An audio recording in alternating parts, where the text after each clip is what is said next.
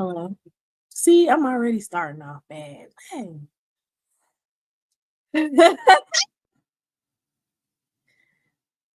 All right, y'all. Hey, y'all. Y'all can hear me now. Good.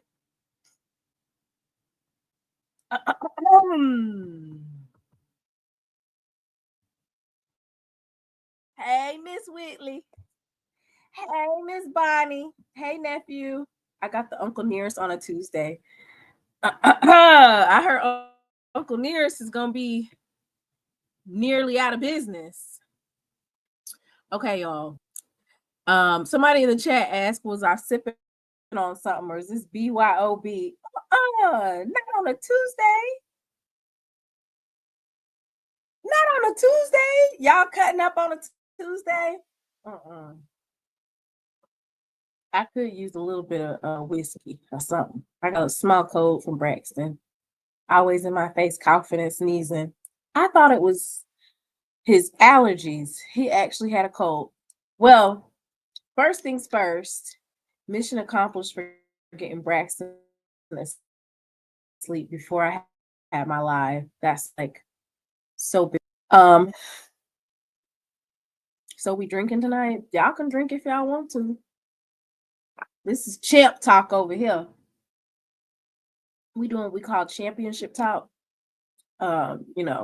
Winners. We got a championship team, championship coaches, championship players, and championship fans. And it would have only been right for me to bring to you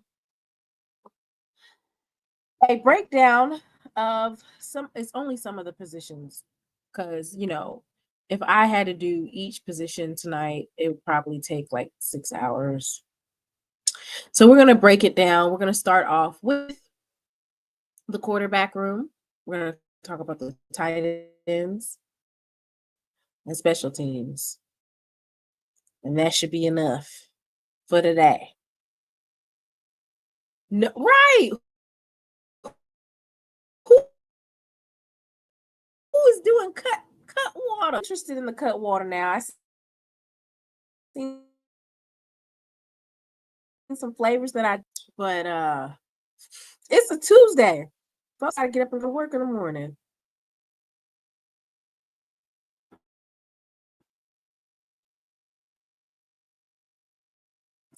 I don't even think we have time to talk about non-related HBCU stuff. Do we have time for that? There is one announcement that I would like to make, which is very important. And this is from the Mississippi Supreme Court. Now, this is very important. I will bring that up. I'm super excited about this. Super excited because this could possibly go to the Supreme Court and fix the nonsense that's been going on in Texas. Oh my gosh, Spitz, you don't have no faith in Sutton? The SWAC been whooping ass in the SWAC MEAC challenge. We are not trying to lose. All right. So this is from today.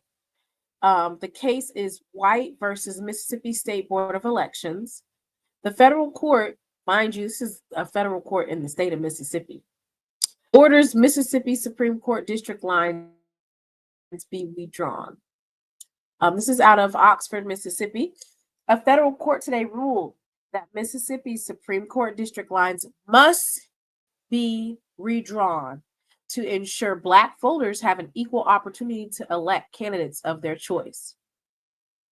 The American Civil Liberties Union, ACLU of Mississippi, Southern Poverty Law Center, and Simpson, Thatcher, and Bartlett LLP brought the challenge on behalf of individual Black civic leaders, including business and civic leader Diamond White, Ty Pinkins, a 20-year-old Army veteran, and Georgetown law graduate, educator Constance Slaughter Harvey Burwell, and Mississippi Senate Minority Leader Derek Simmons of Greenville.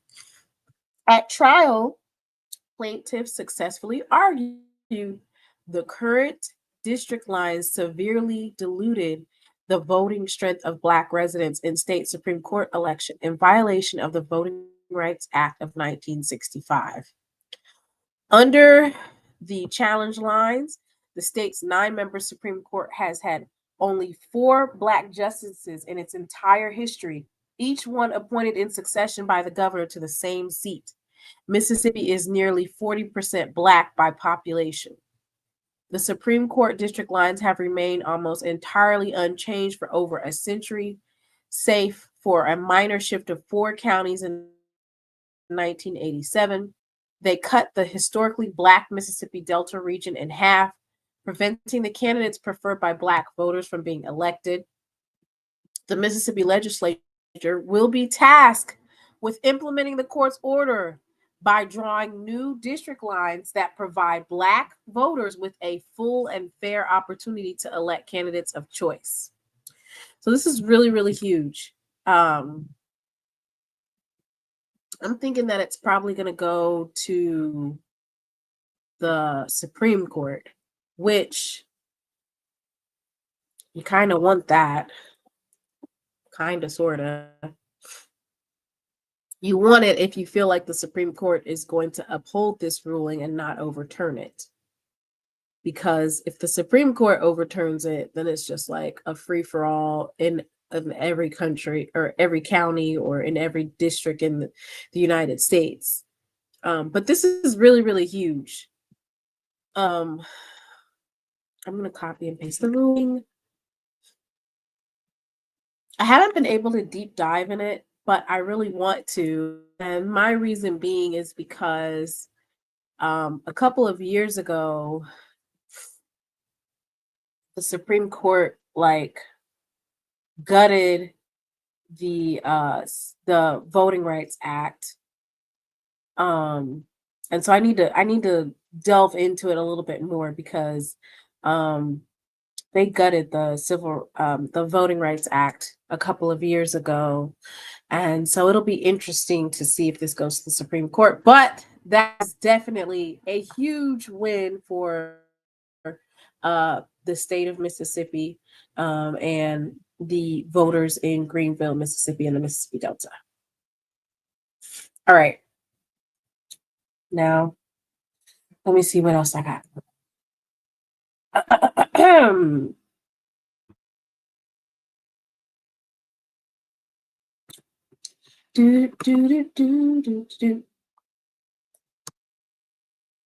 I have my slides today, y'all. I'm so proud. I got slides.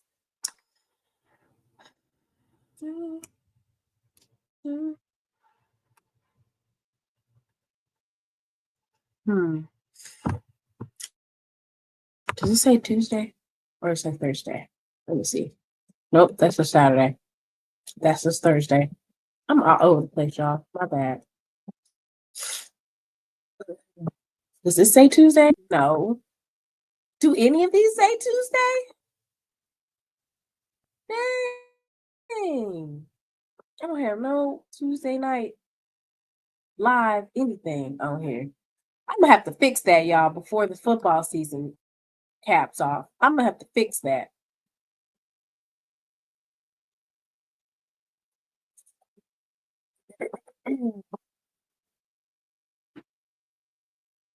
Yep, I'm gonna have to fix that. I'm just over here just winging it. I will be. This is kind of like a trial run for the season because y'all know once the season gets started, oh my gosh, it's so hectic. So hectic. Like live on this day, live on that day. There we go. There's a Tuesday. The tiger. All right. You feel okay? Your nose is stuffy. It is. I have a cold from Braxton. I work in Greenville. You need a shot of this shine. I heard of a new drink that I'm trying to get. It's called Cut Water. I'm interested in it. All right, y'all. Y'all ready for this championship tout? And I'm so excited to talk about this. We just been kind of winging it right through the season. I feel like we just been just doing whatever, just winging it. So I'm super excited because football is here, so we're actually talking about stuff. Braxton is asleep. Aren't you proud of me? Hey, Simply Beautiful. Y'all, Braxton is asleep. I'm so proud of myself. I started at 8 o'clock getting him down. All right, I got it.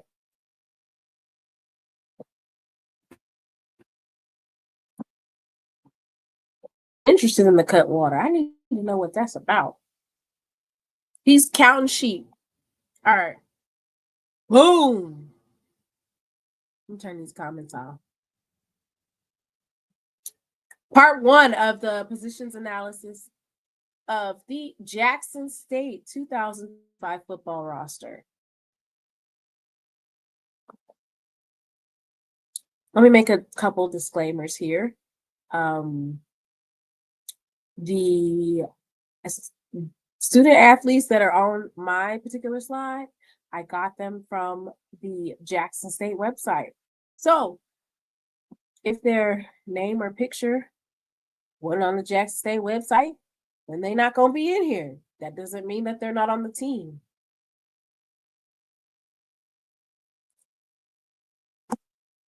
Doesn't mean that we don't have other people in the that particular position. This is just what I formulated. So, after I finish, feel free to come up here and share your thoughts. Whatever you're feeling, and share. All right. First up, we've got the Jackson State quarterback room. Super excited about this quarterback room because, baby, when you talk about having an all-around quarterback room, you have a competitive room. You have the Super Bowl MVP, off preseason offensive player of the year. Our other quarterbacks are young. We have a young quarterback room, but we're gonna go over it. So we all know of the general, right?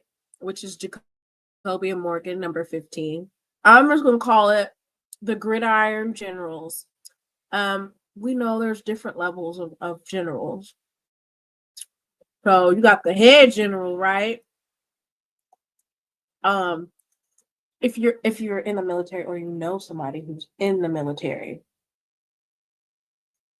there's different levels of generals in the military. So I would like to think that our particular team is run kind of like in the military. Yeah. So you got the 5-star general, lieutenant general, a major general, and a brigadier general.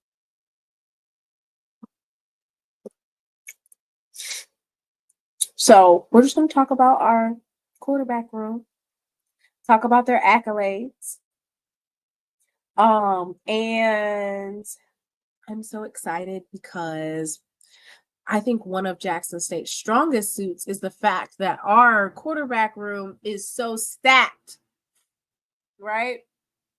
In the SWAC, there's folks who are still trying to figure out who QB1 is going to be, right? They're still trying to figure it out. They're still recruiting quarterbacks with less than a week left. Well, for Southern, the week is here, right? But for the rest of us, 2 weeks out from week 1. To me, that signifies that folks are in limbo in their program. Having a quarterback is probably one of the most important roles or positions that has to be filled, that has to be structured. It sets the whole offense. If you are, iffy at that spot, you're going to have a rough season. So we're going to start with Jacoby Morgan, 2025 SWAC preseason offensive player of the year. He was 2024 preseason first team all SWAC, 2024 second team all SWAC, 2024 field steal second team all SWAC, and then he was the 2024 Cricket Celebration Bowl offensive MVP. For me, what I would like to see from Jacoby Morgan, and I think that he's done an amazing job working with elite 601 quarterback. He's been training off season and working with his mechanics, working with his footwork. So for what we're looking for Jacobian is elevation. We're looking for, let's see how many he had 4 rushing touchdowns, 19 passing touchdowns. His percentage was pretty good. 64% completion percentage, and he had 2,051 yards. So we're just looking for him to elevate. We're looking for 2,800, 3,000 yards. We're looking for 25 touchdowns. We're just looking for more. That's what we're looking for. We're interested in that. We want to see he has quarterback size, NFL quarterback size, 6'4", 228 pounds. He's a graduate. So, we're just looking for elevation, right? Consistency and elevation. Or Orangey, how you doing? We over here talking about the quarterbacks. Okay, here's somebody in the chat. They want 30 passing touchdowns, 5 rushing touchdowns, and 3,200 passing yards.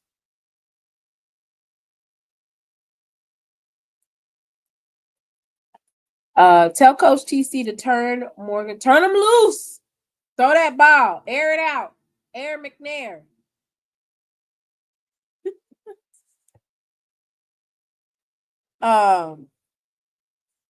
So let's talk a little bit about Coach Rip Kirk and what he is building.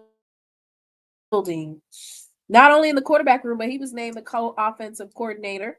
As you know, Coach TC talked a little bit about Coach Kirk helping with the offense. He was doing some play calling at the Celebration Bowl. And they are going to basically increase his role at the offensive coordinator position, which that's so great because Coach Kirk, he literally knows what his quarterbacks are capable of.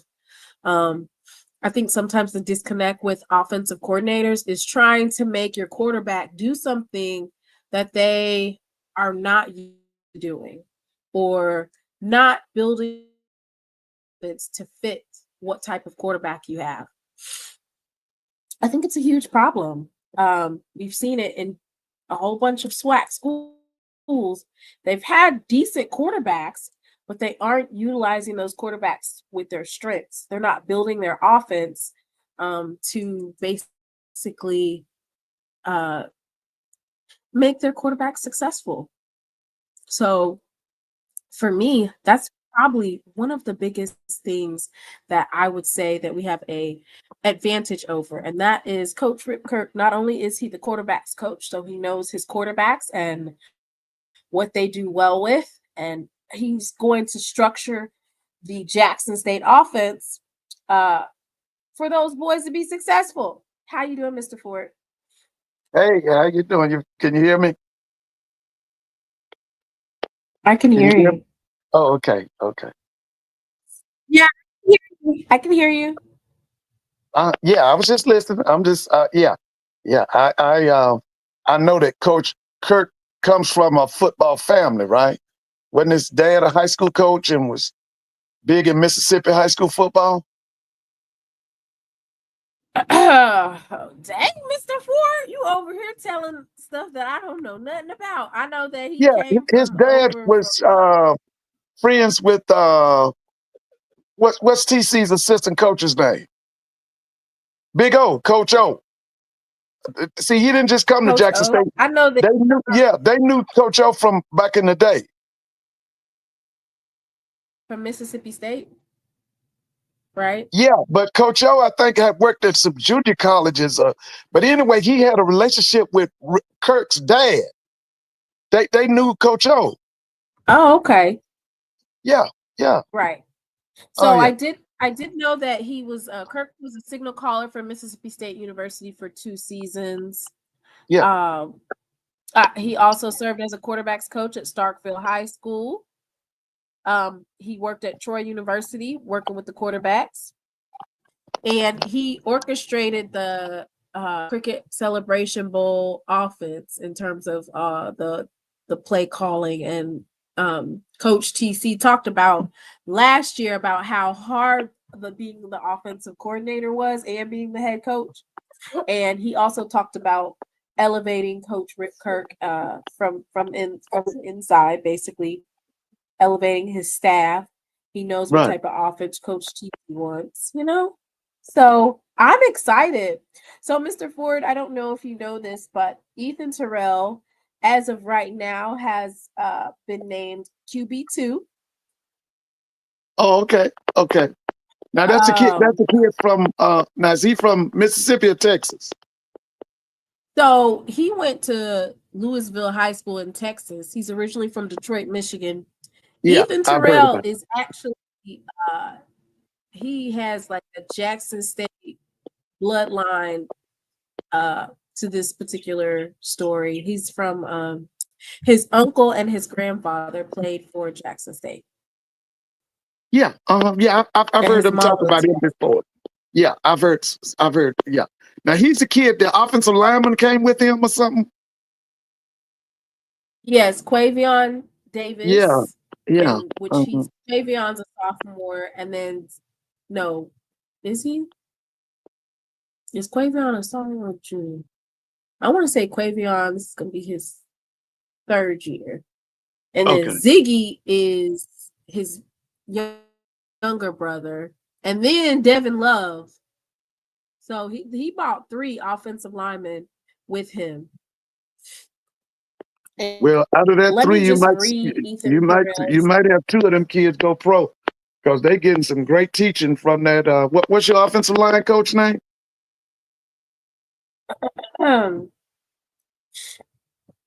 You said that they might Yeah, say it again. I didn't hear you. what's your offensive lines coach's name? Coach Ramirez. Yeah, now Ramirez Coach might have the Manny best offense. Ramirez. Manny Ramirez might have the best offensive line in black college football. That guy's really good. He's really good, man.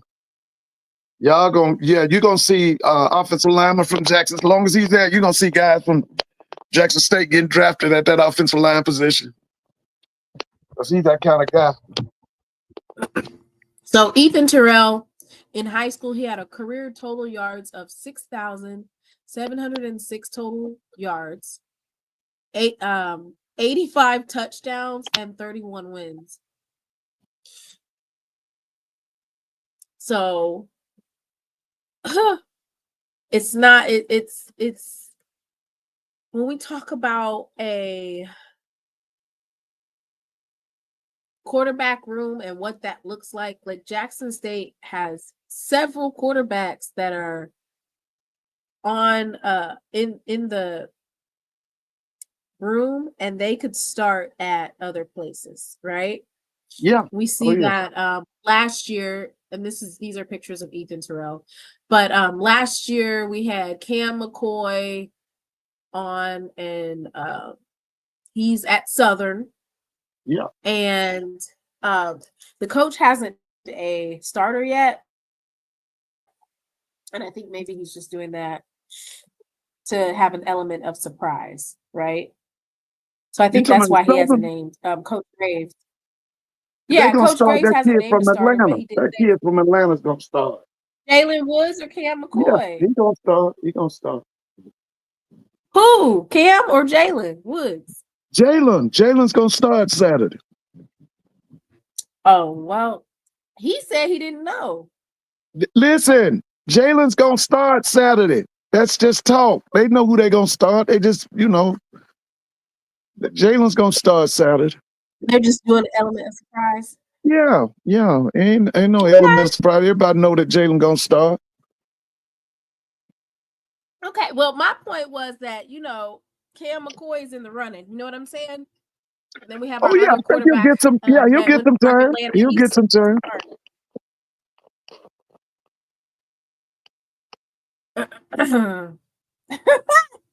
Okay, then we have Parker Stofa. Listen, I've been seeing Parker throwing it, and I'm like, see, this is what we need. I've been seeing him. He's been throwing it. That's why I said it's very competitive in that back room. It's competitive. I'm excited. Yeah, They yeah. all are, getting to it. I'm excited because I feel like for us, I feel like, hey, sky is the limit in that quarterback room. Of course, we want for Toby and Morgan to lead us all the way again. We have a strong backup, and we should be able to see them in certain games, like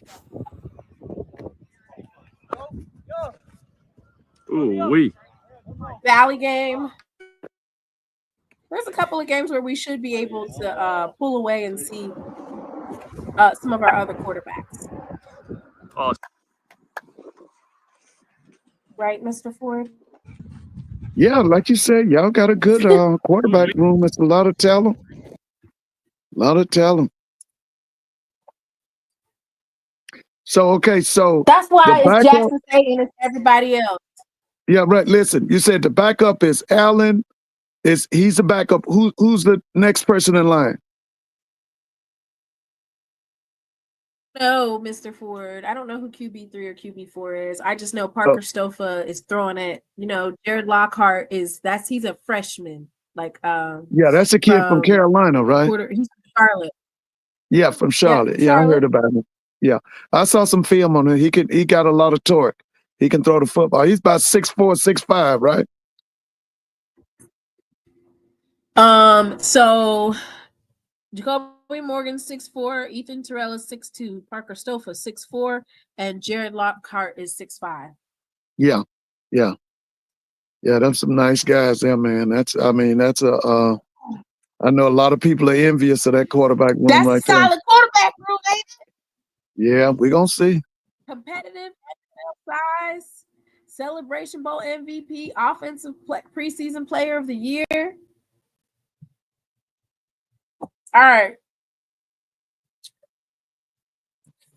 Jared did get hurt back in high school, but he is back and better than ever. So, the tight ends. These are the Tiger tight ends, a block party catch crew, y'all. Mr. Ford, don't you love it when the coordinator uses two tight ends? I like it when they use two and sometimes three. Wait a minute. I haven't seen anybody in the SWAC using three tight ends. I've never seen it. Where have you seen that at? I saw Grambling do it under Coach Robinson. I saw Mark Orlando do it down at Southern. Yeah, I saw. I feel like that the tight ends in the SWAC have been underutilized in a lot of they have. off of various teams. They don't use the tight ends like they should. No, they don't. That's power. When you put them tight ends on the, when the defense talking about them defensive fronts, give me two tight ends, baby. Because Selma blocked 4 in a day. Woo, woo. All right. So the tight ends, I mean, listen, when we talk about a tight end room and what they bring to the table as far as the ability to be multi-purpose blockers, they have reliable hands, Oh yeah, competitive and physical, and definitely red zone threats. yeah. When you putting the tight ends in the game. Um, we have Kenneth Giles Jr., 6'6", 245 pounds, a grad student from, he's been on this roster, but he transferred in from San Diego State. Okay. Of course, we have Jitsi Riley, 6'4", 237 pounds. He's a graduate student as well. You know, Where's Jency Jensen's been from? here since Louisiana, Oh, okay. Greensburg, Louisiana. Okay. You know he came in. Yeah, I remember Yeah, Jency. actually. And so this is his year right here. This is Jordan year. It's the year that you set it off. Sebastian St. Louis, 6'5", 235 pounds. He's from Boca Raton, Florida. Yeah, I've seen film. Darren Yeah, Bennett is 6'4", 234 pounds, a tight end. He's a redshirt senior, and he's transferred. Well, he was here last year, but I want to say he was here last year. Maybe. Don't quote me on that. He's from North Carolina A&T. okay. North Carolina A&T.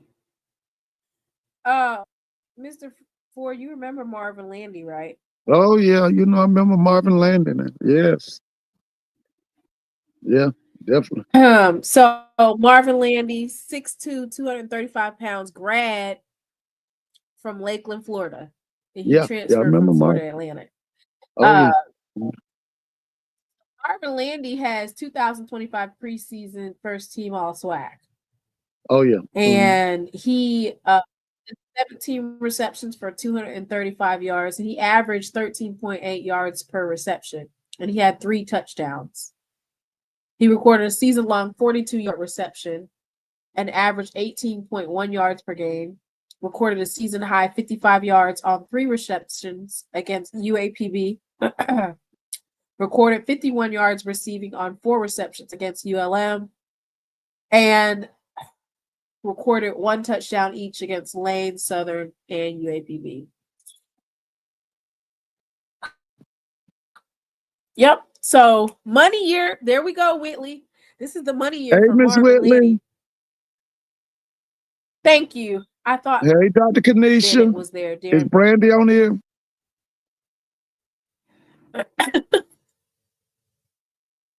I haven't seen Miss Brandy in the You ain't seen Miss comments. Brandy? Okay. I haven't seen her. Miss Natasha's Okay. on here. She says, "Hey, Mr. Hey, Miss Latasha, how you doing?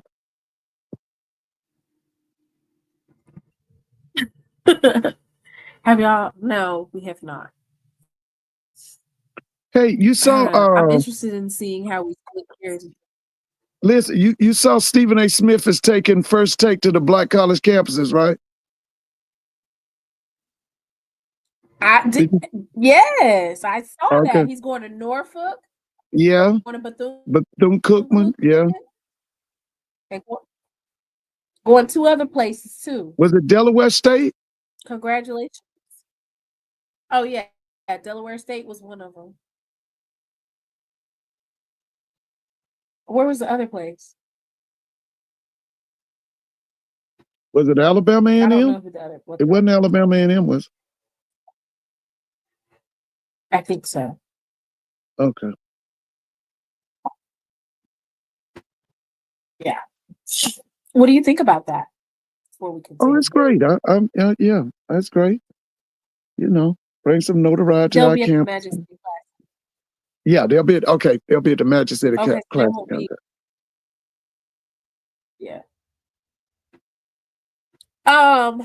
It's interesting because Cam Newton made that announcement about being with on board with Black College and and then boom, first take all of a sudden got 4 games that they're going to. That's very interesting. I thought they went to FAMU one year. Didn't they go to FAM? Didn't they go to Morehouse? Wait a minute. Didn't they go to the remember first A? I don't remember that. Yeah, I remember Will Packer and all them was on the show. What's the little short comedian from Philadelphia? He was on there with them. What's that guy's name? Kevin I Hart. have no idea what short. And they were all down at FAMU. Oh. Then I saw him one time in the AU Center. Let's see, where should I see him? What was that? In the 2000s? I thought I saw him one time at Winston-Salem.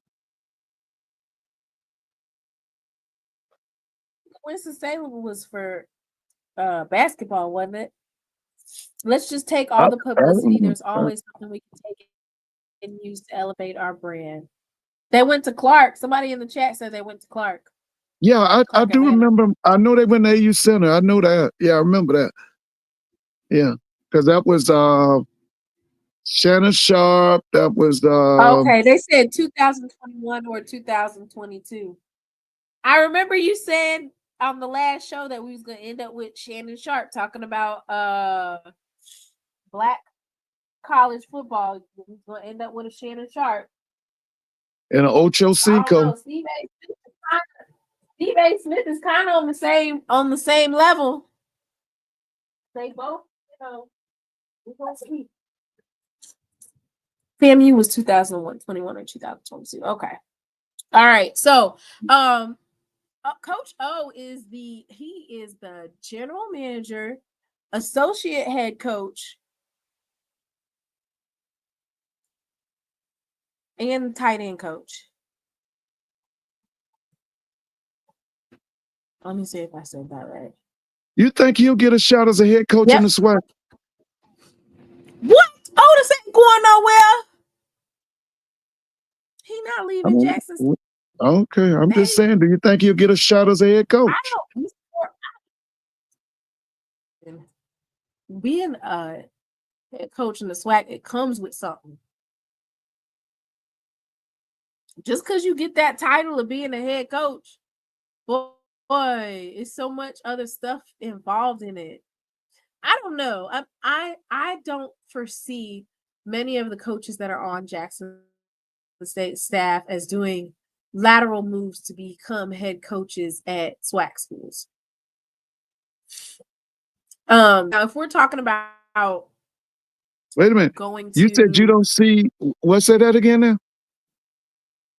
Like when you, in terms of the football programs and what the AD offers, the support of these programs, I don't foresee coaches that are on Jackson State staff doing lateral moves in the SWAC. They'll either leave for, as they have been doing, like mid-major FBS programs, or some of them went to the NFL. They'll do stuff like that. You know what I'm saying? I don't see them leaving to go coach at a school in the SWAC. Well, I remember. You remember that staff that W.C. Gordon had? Cardell Jones took over Alcorn. Houston Markham took over Alabama State. How did they do at those schools? They did well. Houston Markham won a national championship at Alabama State. Is that the only one they had? Jones coached Steve McNair. Okay.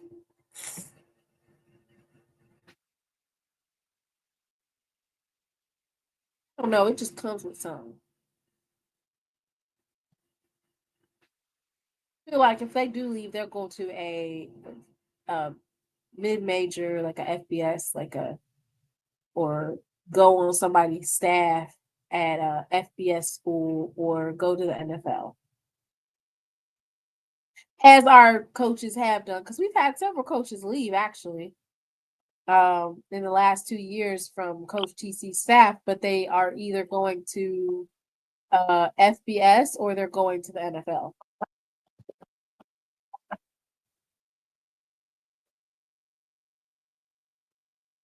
Okay, Mr. Ford, don't be over here getting rid of our coaches now. No, I just asked a question. I said, did you think Coach O would get a chance as a head coach in the SWAC? So It was Coach a yes O is or no not answer. leaving to go. That's all it was. Hell no to the no, no, no.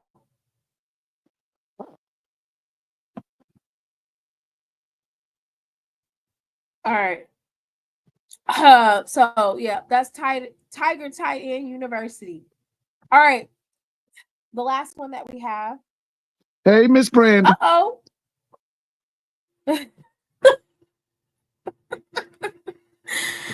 Is our special teams.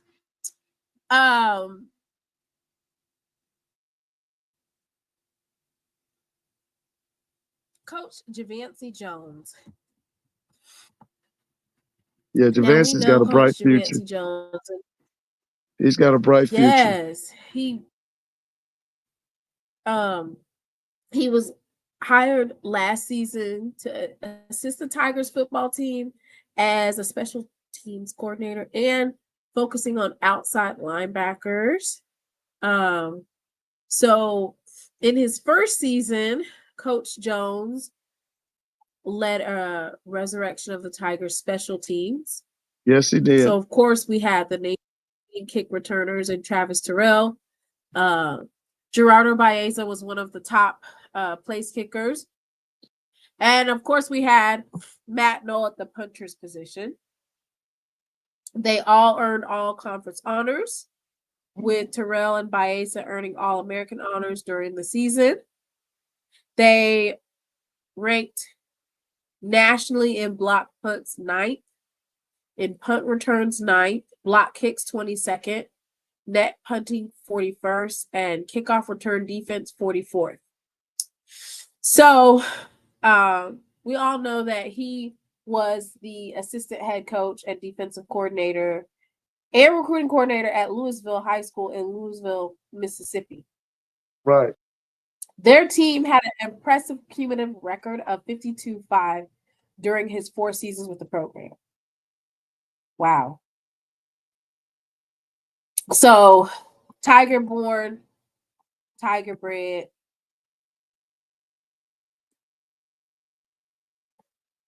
I don't want to talk about being Tiger dead, but you know the rest of it. You know that he used to play, of course, for Jackson State. Oh, and listen, I loved him. He was awesome. I loved him, man. I was a big fan of Javance's. Yeah, he got his. Yes, he signed with the Arizona Cardinals, the National Football League. He was at Jackson State, got his master's and his bachelor's from Jackson State. A native by the of way, Noxubee County. What's the enrollment at Jackson right now? Did they start classes yet? Yeah. What's the enrollment? Let me see. Are y'all 10,000?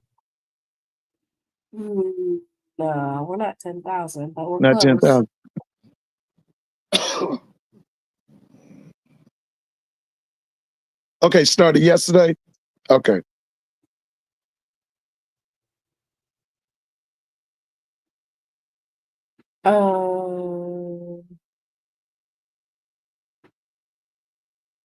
Freshman class at 2,000. That's awesome. You have to ask Jerome a question like that. You have to ask Jerome. I know it, but listen, he just said freshman class at 2,000. That's awesome.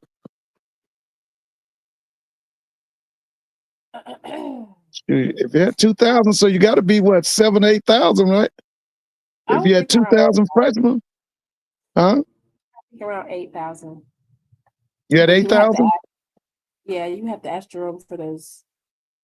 Oh yeah, that's awesome. No, you had 2,000. So this is Coach Javancy Jones. You know, a lot of the he bought in some players, right? So outside of Baeza and Burns, I want to say everybody else is new here to the special teams. He's a long snapper from Baker High School. He's going to be a freshman coming in. Our other long snapper, Avery Salerno, went to the Arizona Bearcats or whatever they're called. Wildcat. He graduated. Uh-huh. Oh yeah, He went to Arizona State or Arizona the yeah, Bearcats. they Arizona State's the Sun Devils. Arizona's the Wildcats. So Donovan was on the team, and Hunter Burns was on the team. For our long snapper, he was on the team, so he's returning. Okay. He's returning. So that's good that he's coming back. I want to say grad student. Donovan Warren is a kicker / punter from Ghana. He was on the team last year. Then we got Kai Collins. That's the young man from Australia. He's a punter or kicker? Punter. Huh? He's a punter. Okay. He's a punter. Oh, okay. Yeah. He's from Australia. Right. They've turned out some punters for schools across the country. Of course, we all know Gerardo Baeza. He had the most points after touchdown, I want to say, and most field goals completion percentage in all of the SWAC. So he's returning. And then we have Simon Naylor, who's a kicker from Germantown High School.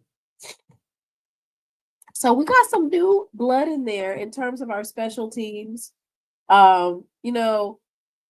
When I think about last year's special teams and what we had, of course, we had Matt Knoll, and Matt Knoll brought so much to.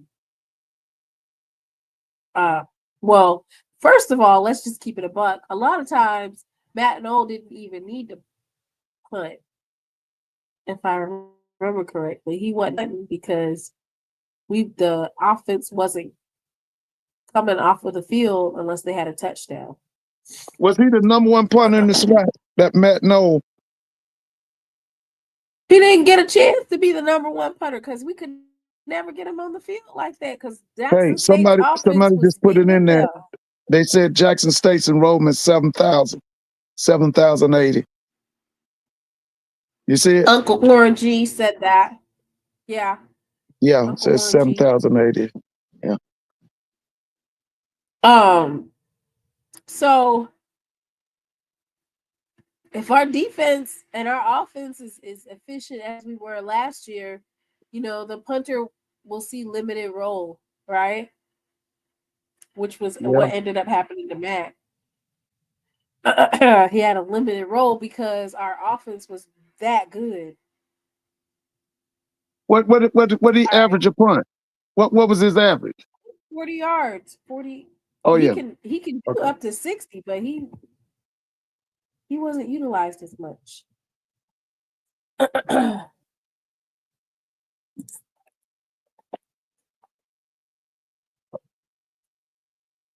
When you get a chance, get you some cod liver oil now.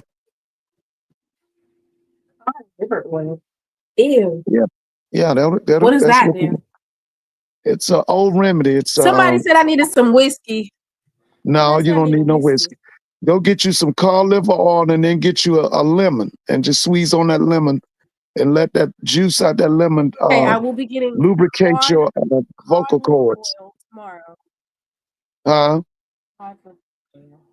I'm writing it down. Cod liver oil. Oh yeah, cod liver oil. Nasty.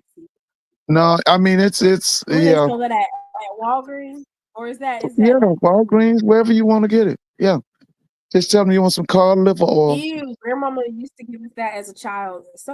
Somebody already in the comments said some ew. In my opinion, Matt won that ASU, the Alabama State game. Oh, absolutely.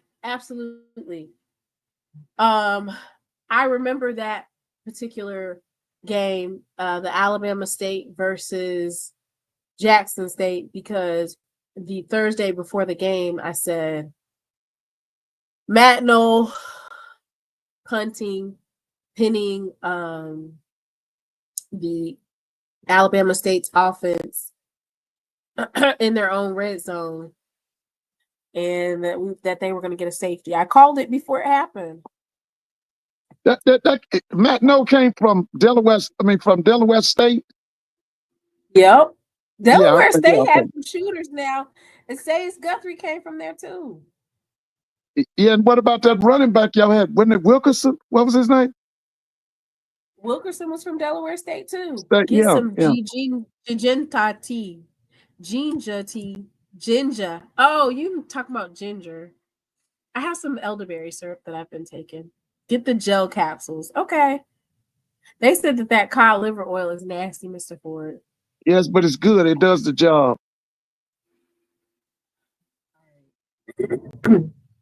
Maybe I might go get some Yeah, get after I that. get off here. All right. So can we talk about some of the players that play on special teams and what they bring to the table? I only picked two, but I'm sure there's other people in the comments who could name some of our special teams players that contribute significantly to the success of Jackson State. And as we all know, having that versatility on special teams, when we talk about NFL teams, they really like it when you have significant amount of special teams experience. Yeah, you know they So say the I easiest have way to get Travis in Terrell the Jr. league now is long snapping. If you can long snap, they'll look at you. Really? Yeah, yeah, they got I never guys in the heard that. NFL now making millions. Don't do anything but long snap. I said it was 40. So Jeffrey Carroll said that he averaged 42 yards punting. But he Oh can yeah, punt way that's further. He Matt. can No, actually punt way further than that. Yeah, but he can punt way further than that.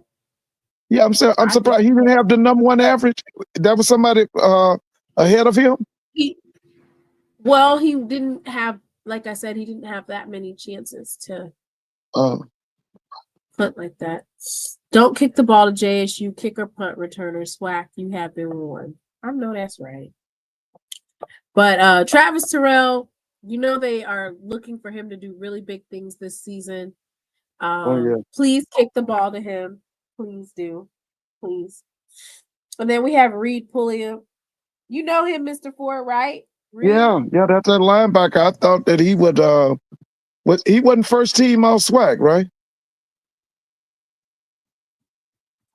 I thought he would be first team all SWAC. Are you talking about just because of the sheer number of Yeah, tackles? but because of the season he had last year. Yeah, he definitely deserved first team. Yeah, I thought he was something else. Both of them linebackers. You got that kid from Hoover. Ashton Taylor? Yeah, that kid's good too now. Them kids are good, man. Yeah, they really good. Yep, he had 65 total tackles, including 36 solo stops. He is 2025 preseason second team all SWAC. So he's on the second team. Oh yeah, he's gonna have a big year this year. 2024 field still all SWAC. He finished the Oh season yeah. with 7 tackles for loss for 34 yards and 3.5 sacks for 29 yards. Forced 1 fumble, recovered another, recorded 3 quarterback hurries and 3 pass breakups, recorded 5 or more tackles 6 times, recorded a season high 8 tackles against ULM, recorded 7 tackles against Texas Southern and Alabama A&M, recorded at least 0.5 tackles for loss 6 times. And he recorded a season high 2.5 tackles for loss against Florida A&M. That boy wasn't playing about Florida A&M. Yeah, that defense stepped up in that Florida A&M game. So he played at Holmes Community College and Trinity Valley Community College. Yeah, y'all got him from Trinity Valley. Right. So I wonder, do he got extra eligibility because he played at those community colleges? Yeah, he probably does. You know, with that ruling. Yeah, that's what I'm saying. He probably get another year. Yeah, we got us some linebackers. Yeah, y'all got some backers, baby. Y'all got some backers. Man, we all like, even though we do have Travis Terrell, we also have some other young men that also are on the roster that do punt return and kick return. I want to say Janalian Dupree. He does some punt return. Yeah, that's a kid from Daquan Philadelphia. Henderson. Does Daquan Henderson do some punt returning? I know Jamil Gardner. There's more than one that will do some punt returning. So it's not just Travis Terrell. Oh yeah.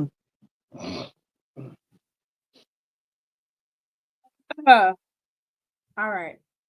Don't sleep on Nate returning kicks. Oh yeah, we got Nate Rimber too. But you Negroes in the SWAC are in trouble.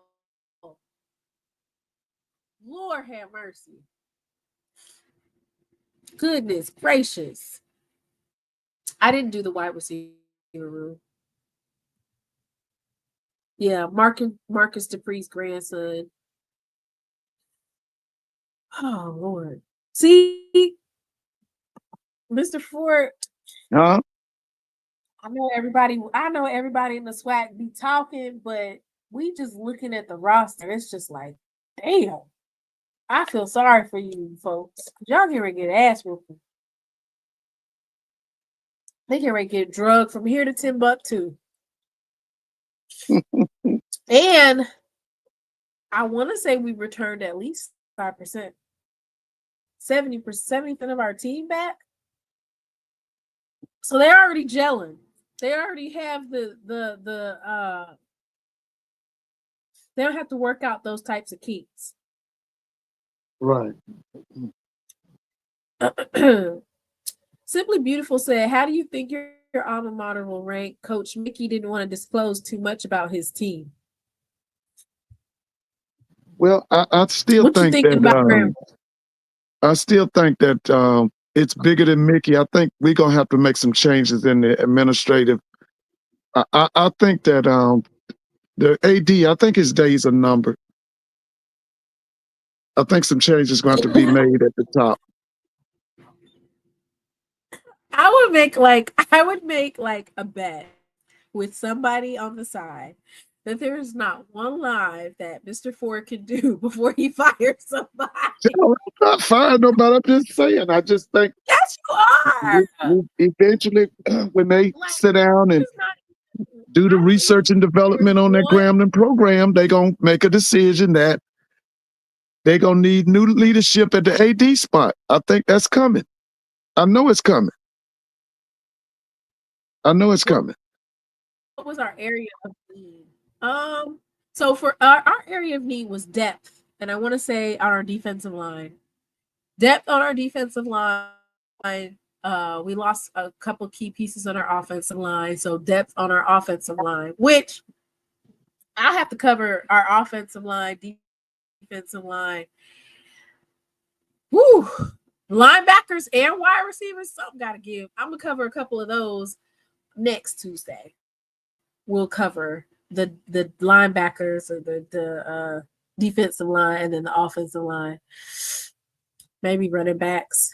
So our area of need after last season was depth at the offensive line and defensive line, and I feel like we did that.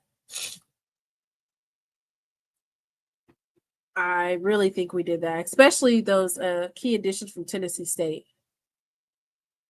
That Mr. Ford, they say that you always giving somebody a pink slip.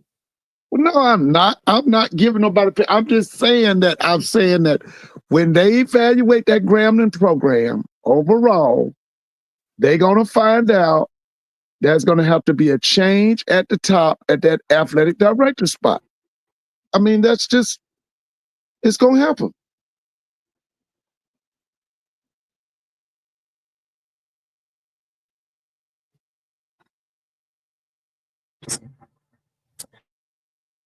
Well, Mr. Ford, last night the Washington Commanders put on a show last night, Mr. Ford. Hey, how did the guy from Jackson? Did you see the player from Jackson State? Robert McDaniel? had somebody from Grambling State there, Norfolk State on that roster. Did you know that? I thought it was somebody from Central on it. Was somebody on there from Central? I They might be have wrong. at least a minimum of 5 players from HBCU. Let me pull them up. So, of course, you know, we had Robert McDaniel. He Right. had a pass breakup that he almost bought it down for an interception. But Right.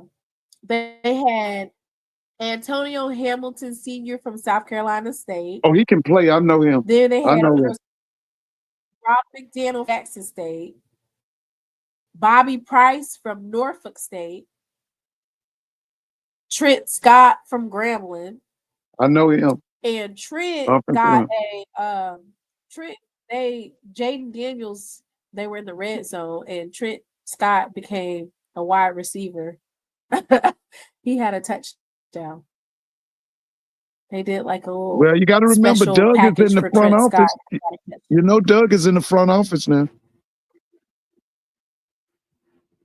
Yeah. Yeah. Yeah, he's a senior. And then Was they he senior have advisor? Corey. Huh? I said, and So then he Doug. had actually there was 2 I want to say Yeah, he's a general manager or something like that. no, he's not the general manager. He's what's the advisor? What is the I can't remember the name of his position, but I know he's a front office person with the Redskins. And then, you know, Ja'Cory Crosby Merritt, he played at Alabama State for 4 years. Yeah, the running back. And he got a touchdown too. So Yeah, he left and went to what, New 2 Mexico State touchdowns or New by Mexico? HBCU. Huh? I don't know where he, but when I looked it up, it said that he played at Alabama State for 4 years. So I want to say he got his degree from Alabama State, as did Trent Scott. Rob McDaniels is Jackson State, / Alcorn State.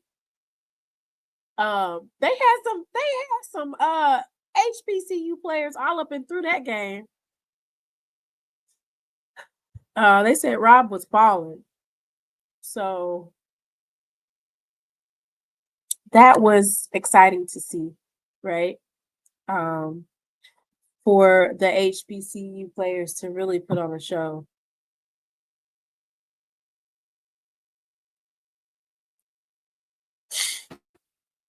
Right. Mr. Ford. Uh-huh. All hearts and minds are clear? No, I'm just kidding. Did you see me talking about the Mississippi Supreme Court? No. When was this? They struck down illegal redistricting in Greenville, Mississippi.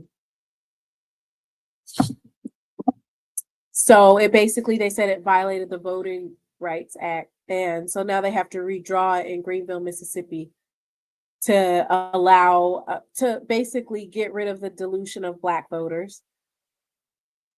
Oh, okay. You didn't see it, Mr. Ford? No, I didn't see it. I'm sorry. I think it's going to go all the way to the Supreme Court. I think it's going to go all the way to the Supreme Court. Well, one thing the Supreme Court will always do, they'll give Trump whatever he wants because they have acquiesced their power just like Congress. So whatever he wants, they'll give it to him. Well, maybe they won't do it in the Supreme Court. What's his name? Clarence Thomas and the boys. 3 years. Yeah. It has the potential to, though. Well, I'm surprised that Mississippi that the federal court struck it down. You know, this is the state of Mississippi, not too much fast. If it's the federal courts and it's in Mississippi, that means that it must have been really egregious what they're doing. What I'm saying is that it has the potential to go to the Supreme Court. So whatever it is, it must be egregious if the federal courts are basically siding with the ACLU. Okay. Rob is one of the highest ranked players of the preseason on the Commanders too. Yes, I did see that particular post. I want to say he's at a 76, maybe.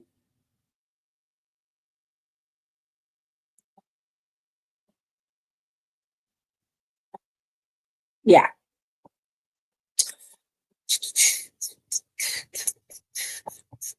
I have it right here. I'm going to pull it up.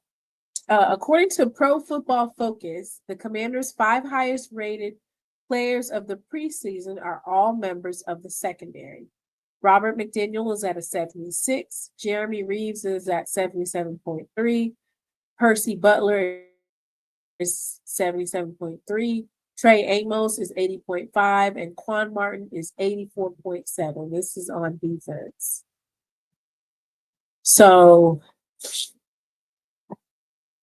this is really good, especially for if we're talking about players getting on that 53-man roster.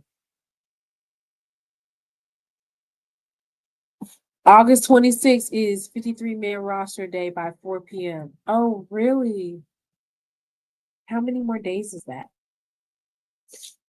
That's like what Tuesday or Wednesday of next week, right? Next Tuesday, Mr. Ford. Yeah. So we'll know by then if all hell is gonna break loose. That McDaniels kid, We'll know. I think that coach Dan Quinn, he likes them kind of big physical DBs like McDaniel. He likes them kind of kids. I think he'll make it. Right. So I think he'll definitely make it. So yeah, I my think he'll make question it will too. be probably about, they got one more week left for preseason games. Shiloh got cut already.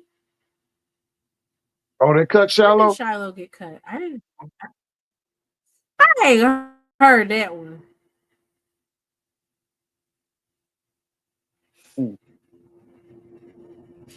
I see that it says Shiloh Sanders may cut from Tampa Bay Buccaneers.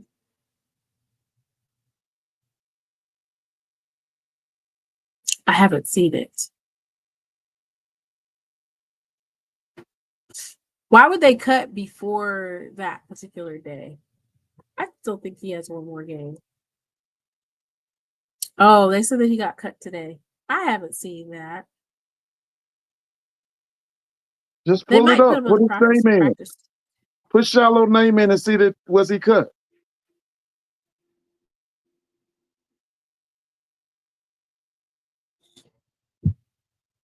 I see from yesterday, Deion Sanders' son, who suffered draft setback, to be brutally cut from NFL team and updated final roster projections.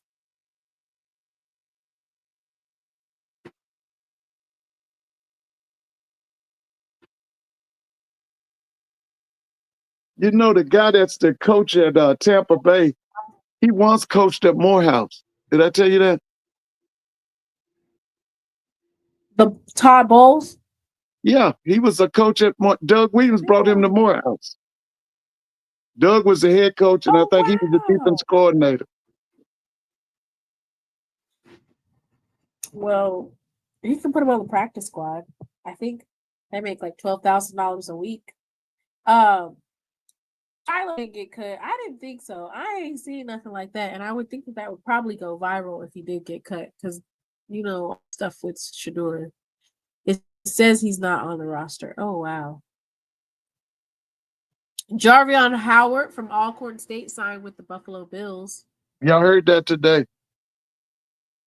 Y'all heard that. Okay, Jarvion Howard. He was playing. I want to say he was playing at the UFL. Yeah, he was. Wasn't he? He was. Yeah, he was. Okay. So the last and final, of course, is Shador Sanders. Mr. Ford. Huh? They still got Shador Sanders as QB4. And the head coach refuses to name who the backup quarterback is. That sounds like a red flag to me. He's refusing to name who QB2 is. Kenny Pickett is injured, and he still has Kenny Pickett as second string quarterback.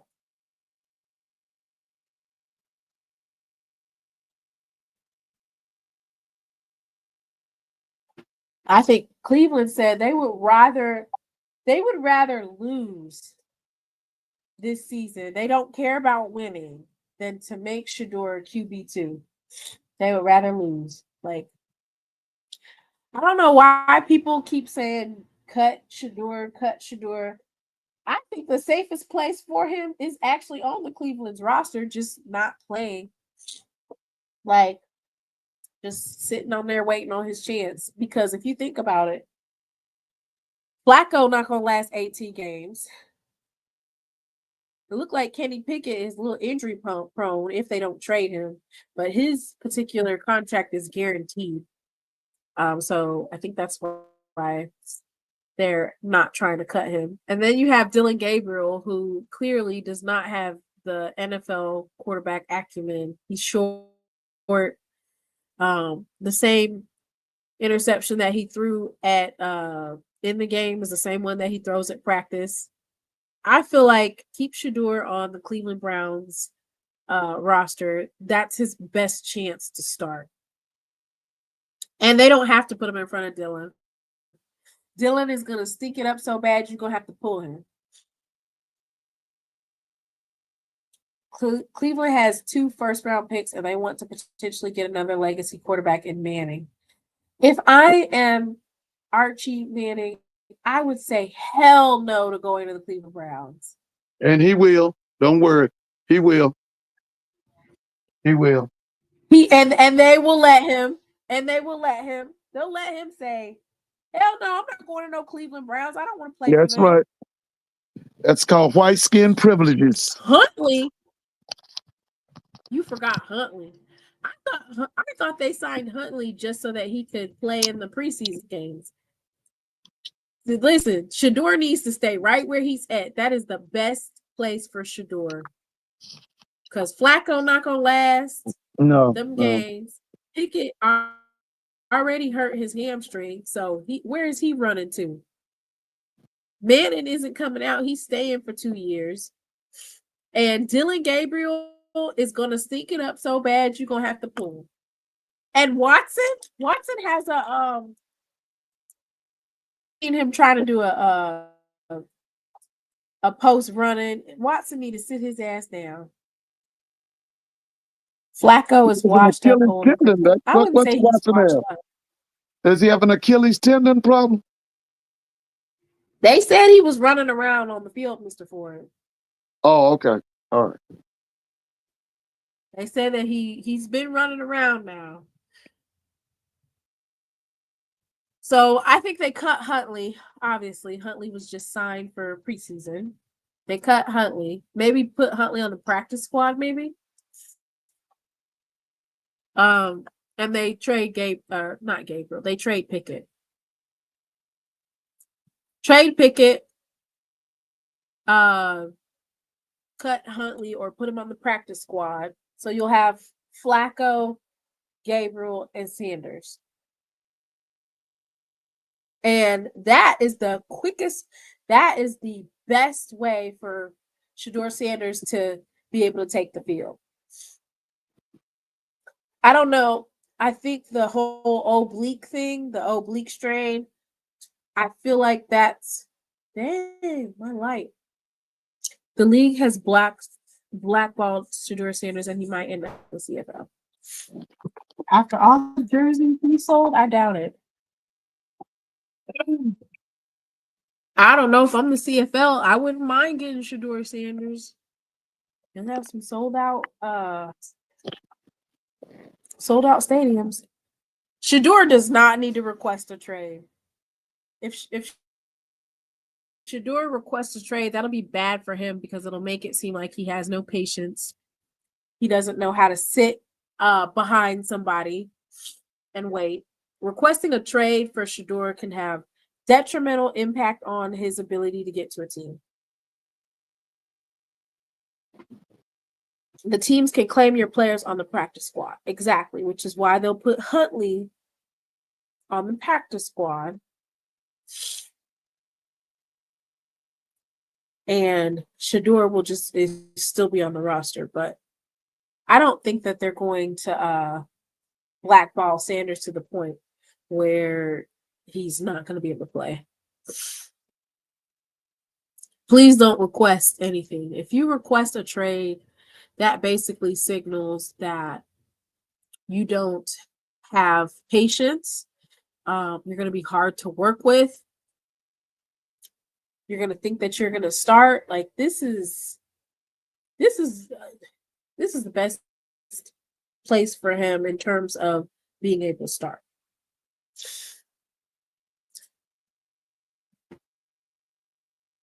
And Flacco probably is only going to play for 6 games. That's it. 6 or 7. I give Flacco. I wish they had a betting line. I give Flacco. I'll take Flacco under 7.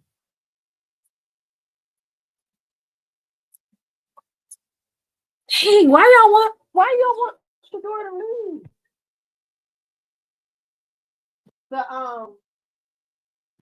I like the Cleveland Browns offensive line. What do you think, Mr. Ford? I think that the Saints have a terrible line. Atlanta Falcons. Yeah, he'll be all right. I remember. Listen now, Steve McNair didn't start right off when he went to the Houston Oilers. Aaron Brooks didn't start off starting. He learned from I think it was Brett Favre. Aaron Rodgers sit behind Brett Favre for a number of years. Jordan Love sit behind Brett Favre. Shador get his chance. Y'all just be patient. He'll get his chance. Like you say, what's that quarterback's name? He's about 60 years old, isn't he? How old is he? He is not 60. What's his He's name? 60 in football years. Yeah, he's old. Flacco. Flacco got to have 15 years behind him, right? Yeah, he's just. Even Shador said in an interview, he said that he'll see something that Flacco did, and he'll go out and do it, and then he'll tell him like, "I saw you doing this, and I did it." And he said that Flacco would look like a proud dad. I like it. Let Yeah, Flacco we just start. gotta be Let patient. Gotta Shador. be patient. He'll get his shot. And that's the thing. Shador's never had to sit. He's never had to sit behind somebody. He's always been the starter. Always a first. Deservingly, he's been the starter. Yeah, it's always been it's a first. He'll get his shot. He will get his Why shot. are y'all saying that Flacco? You done said Flacco's about 60. Tiger Nation done said Flacco's about 100. Dang. All right, Mr. Ford. So there was some news, and I thought I would share this with you. Steve, is it Weish? Yeah, Steve Weiss, the guy from Iowa. You know what I'm talking about? Steve Weish. Yes. So Steve Weish is going to be on HBCU Go's kickoff show on Saturday. Okay. And he is interviewing Broncos coach Sean Payton. And he is going to explain, Coach Sean Payton will explain to him how his firsthand experience as a college student athlete with Mississippi Valley State's historic 1984 offense impact how he coached even today. Okay. Can you tell us about the 1984 Valley offense? Oh, Was man. that Cooley? They put 50 points on Grambling up in Indianapolis. That was the first time. Let me see. No, that wasn't the first time I saw Totten, because I saw him the first time I saw him in person. I saw him at Morris Brown. But that year, the schools that stopped him was Alcorn and maybe Louisiana Tech or somebody. Yeah, I'll never forget that year. They were averaging about 50 and 60 points a game. Yeah, I remember that 1984 team, because I think they beat Tennessee State I think they beat Tennessee State up in Memphis that year, or maybe the year before. Yeah, that 84 team, I remember that team. Well, I'm wondering, did he model his teams after that particular offense. I remember that Wondering. before the football season of 1984, Coach Cooley went to San Diego and stayed a portion of the summer with Don Coryell. You remember Don Coryell? You have Remember? tell me about Don Coryell. Is that the Don one that Coryell died was an pneumonia? offensive guru. He had come from San Diego State. From San Diego State, he went to the St. Louis Cardinals. He had Terry Metcalf, Jim Hart, Mel Gray. Oh, and then he left St. Louis and went to the San Diego Chargers. That's when he had Dan Fouts. He ran two tight ends. He ran Kessler Winslow and Greg McCrary. He had Charlie Joyner. He had a guy named John Jefferson. Charlie Joyner. Charlie Joyner. He was out of W. Boston High School in was that Lafayette, Louisiana? Yeah, yeah. I remember that year. I remember '84. Oh yeah, they They did called it. the offense the Satellite Express. Yeah, they played Satellite Express, Mr. Ford. they played Alcorn on a Sunday in Jackson. That's one of the biggest games ever in the vet. I watched the game on television. If the game was on Sunday.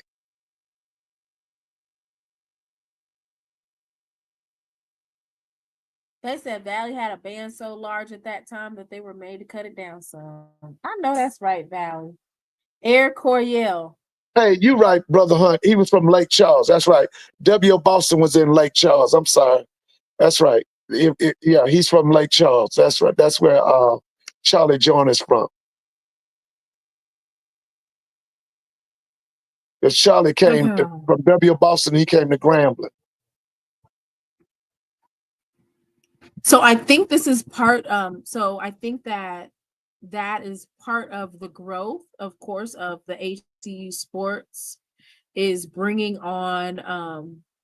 So Steve Weich, he's gonna have special interviews on the HBCU Go TV kickoff show.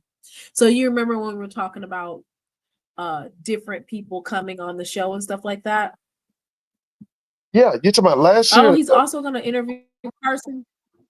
No, this year, like the evolution of new people. They're starting to bring in new correspondents.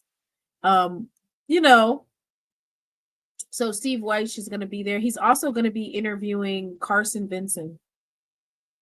Yeah, Steve used to be here in Atlanta. He used to write for the Atlanta Journal-Constitution. He's a Howard graduate. Yeah, he's been around a long time. He used to be here in Atlanta for many years. Used to cover the Falcons. So also what we have, nephew just sent this to me, which is 6 HBCU softball and baseball programs are going to receive funding from the Atlanta Braves. South Carolina State is among 5 of the schools that are set to receive funding from the Homers for Hank together with Truist Initiative. So this is to fulfill a $1 million commitment over the past 5 years.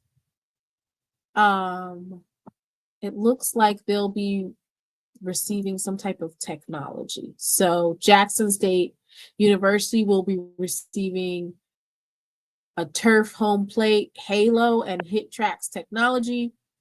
Claflin University will receive a pitching machine and equipment. Benedict College softball and baseball programs will receive field maintenance, equipment, backstop padding, a storage building, field tarps, and a batting cage. Oh, wow. That's almost like a home makeover.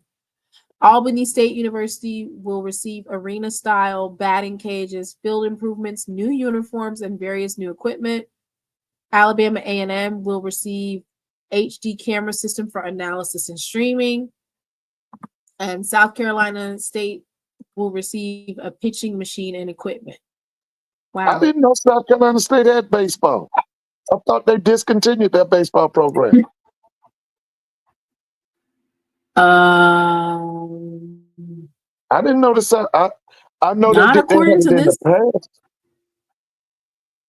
Not according to Nicole Retz of softball on SI. She just published it 4 hours ago. Oh, so that's for the Homers for softball Hank team? Together with Truist was established. Yep, established in 2021 by the Atlanta Braves and Truist to invest in local HBCU softball and baseball programs across Braves country, which is Alabama, Mississippi, and South Carolina. Okay, congratulations to all of those schools receiving that funding. That's so great to see them Because that was always one of the be complaints able about the to elevate MEAC their is program. that they didn't have baseball teams in the MEAC. I mean, you had North Carolina. So it Well, must be just their softball team. yeah, it must be softball. Because I think North Carolina Central, didn't they do away with their baseball program? Yes, they did. Okay, what about, did Howard do away with theirs? Dr. Kanisha? Dr. Kanisha, does Howard have baseball?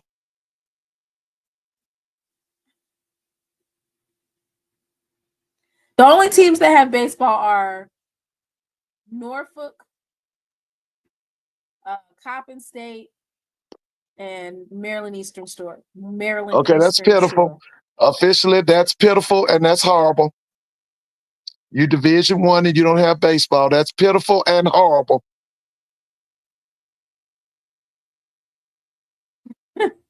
Mr. Ford. All right, last thing, Mr. Ford, before you go to bed, because I know that you got to get up for Yeah, I got in to the get up. morning, and I got to go get me some cod liver oil. Yeah, get you some cod liver on.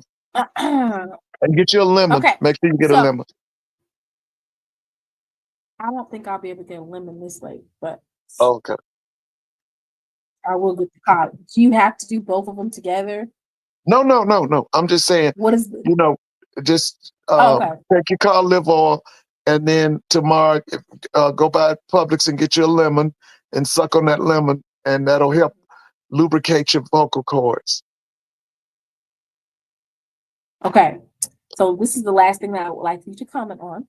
So Montana State today, they posted that Labor Day weekend 2027, North Dakota State University versus Montana State will be in Allegiant Stadium in Las Vegas.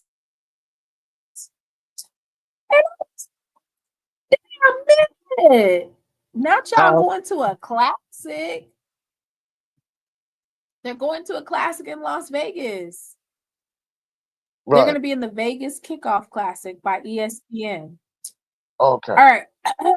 So I got on my little soapbox and I said, one day folks will understand that the FCS as a whole watches everything that the SWAC does.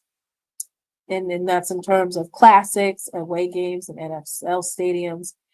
They'll mimic the blueprint, all while trying to get us feel some type of way about not participating in the playoffs. So this particular Vegas Kickoff Classic has been a thing since 2021, but it's been FBS teams. Mm-hmm. And I don't know if FBS teams have backed out of it, but now they're trying to emulate regular FCS teams, and they're inviting Montana State versus North Dakota State. What do you think about that, Mr. Ford? It's a beat down. North Dakota State will beat them down. Yeah, you're right. They mimicking. See, they know they keeping an eye on this Grambling Jackson State game, and they gonna watch and see, a big crowd and all of that. But yeah, I mean, bump the FCS. I don't got. You know what? I just feel like they've never. I'm not saying that HBCUs just have the best of the best, but historically speaking, the other schools' attendance has not been that great. Like there's at least 3 or 4 schools that are HBCUs in the top 10 for attendance. Yeah. So my only issue is that first they make fun of, or they have something negative to say, they're copying it, and now all of a sudden you see that they want to do the classics. They want to participate in that type of thing. They want to go to the NFL stadiums. So it's interesting. That's all. Well, they've always copied and mimicked everything we do in our culture and then claim it as their own. You know that. When jazz came out, they stole it with what one guy was named Benny Goodman, and one guy was named Dorsey and all that, and then Any Dave good. Bruce. You don't remember Benny Goodman, and they stole They jazz stole from them guys. blues. They stole the blues, No, they stole jazz. It jazz, was rock. Dave Brubeck. Did Instead they of them steal rock pushing, music too? yeah, I was about to tell you, instead of pushing Duke Ellington, they pushed Dave Brubeck when Duke Ellington was many years before Dave Brubeck. Tommy Dorsey, that was his name. Them guys stole stuff. They stole from them blackjack. They stole from Louis Armstrong. They stole from Duke Ellington, Count Basie. They stole guys. They're just like them people stealing that. It was rap music, and then here comes what was the guy's name? Uh, oh, I Woody can't think of the Herman, guy.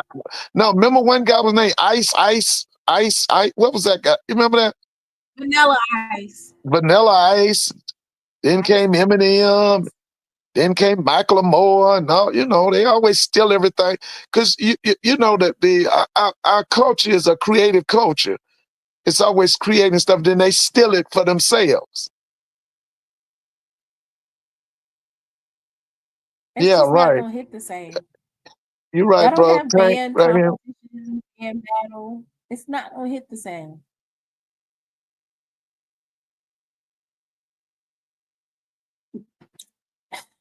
They said you came from somewhere when you were already here. Uh-oh. That's another story for another day, Mr. Ford. Oh All yeah, right. So what we doing on Thursday, Mr. Ford? Are we breaking down the SWAC MEAC challenge? What we doing? baby. We was talking Or today. can I just come back on Saturday? Everybody's just waiting on Saturday night, baby. I was talking to some people tonight. Everybody. Oh, by the way, one guy, his group, they're going to see Spike Lee's new movie during the day, and then they're gonna go and eat. They was trying to pick out the restaurant. They're gonna go and eat, and then they headed to Georgia State to see Southern and North Carolina Central. Spike Lee has a new movie with Denzel Washington. It's called what? Something. Wait a minute. Somebody. What's the name of the new movie Spike Lee has with Denzel Washington? It started last Friday. Y'all know what I'm talking about? I didn't know nothing. Wait a minute. Upload. No. Hey, what's that new Spike Lee movie? Somebody. What's the name of it? It came out last Friday. It's featuring. I didn't know there was one. I know that they said that they Yeah. showed Everybody was saying. I'm telling you, they Spike were saying Lee. today that they were going to go to the movie like a 2 or 3 o'clock movie here in Atlanta somewhere that they're gonna go to see Spike Lee new movie with Denzel. There it is. Highs to lowest. Thank you. That's God saw beginning and knows the end. Thank you. That's it. Highs to lowest. That's right. Uh-oh. And so what they said, they're gonna go see that movie, and then they're gonna go to a nice restaurant, and then they're gonna from the restaurant they were gonna come to Georgia State for the football game. So they was talking about how that whole Saturday was gonna be planned out. Co-pilot 1911 said it's not a good movie. Huh? Co-pilot 1911 said it's not a good movie. Oh, it's not a good movie? Because I was gonna go see it myself.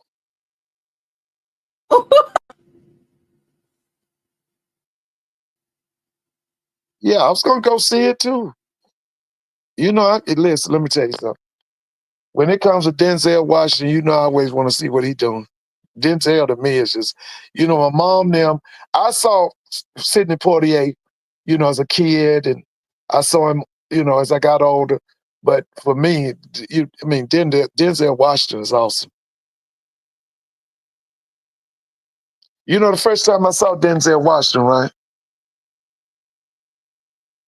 What was Mr. the Ron, first movie? the first movie was called Is it The one where Wait he a was a minute. Wait a, cop or before that? no. He was in the army. They were in the army. It was called Soldier Story. It came out in 1984. We saw the movie and everybody was like, "Who is that guy right there?" And he played a private in the Mm. movie. It was called. It had Howard Rollins, Robert Townsend, David Allen Greer. That Oh, Caesar. somebody said that it's something to watch for summer Huh, when you don't have anything else to do. Oh, Glory, Glory. what- You talking about no, I saw Glory? Glory, but the first time I saw Denzel. him, the show was called Soldier Story. This was 1984. Drop y'all Denzel movies in the chat. Ooh, The Equalizer. The Equalizer. Glory. Oh yeah. I remember the Glory. Glory was Soldier awesome. Story. Yeah, Soldier Story. That was 1984. I'm telling you, that's the first time we saw him, and we said he stole the show. He turned out to be the villain in the show. Remember But huh? good? Remember the Huh? Titans was good? Remember Yeah, the yeah, Titans? definitely. Yeah. We're not going to mention Training Malcolm X Day. now. Don't forget Malcolm X. Oh yeah, Malcolm X was a good one. He got Yeah, game. Malcolm X. Yeah. But I'm telling you, if you want to go back and see Malcolm an X. old classic, you got to go back and see Soldier Story. That's like his introduction to the world. He was like a minor Mm. actor, but the role that he played, he really stole the show. Denzel has so many good movies. Yes, he does. American Gangster was so good. Yeah, he made Frank Lucas look great. Yeah, I remember Mo Better Blues. Yeah, Caesar played the sergeant. Yeah, he in the movie Soldier Story. In the end, it was like a murder thriller, and in the end, Denzel was the killer.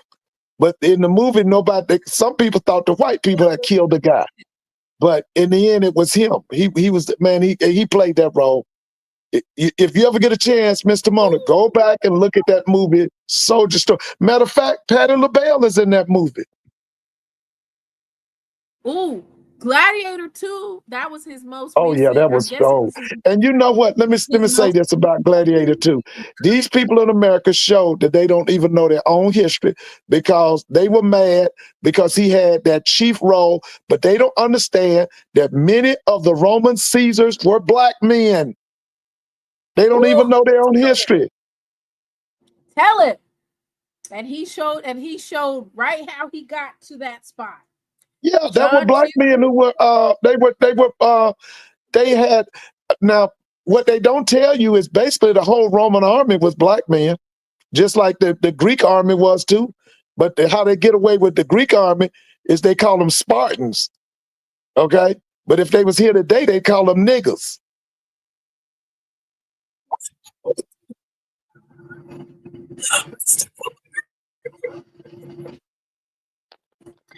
Oh God. Pelican Brief. Oh yeah. Yeah.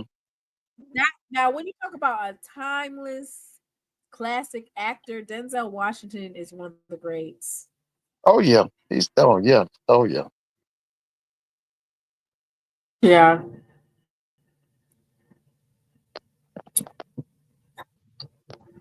I need to watch the other Equalizers. I haven't watched all of them. I haven't seen Fences. I need to watch Uh, that. I think that's the last movie. Fences. Offenses was awesome. I watched the That's back him and Viola Davis. Fences, That the was back awesome. I saw that. Oh, that was awesome.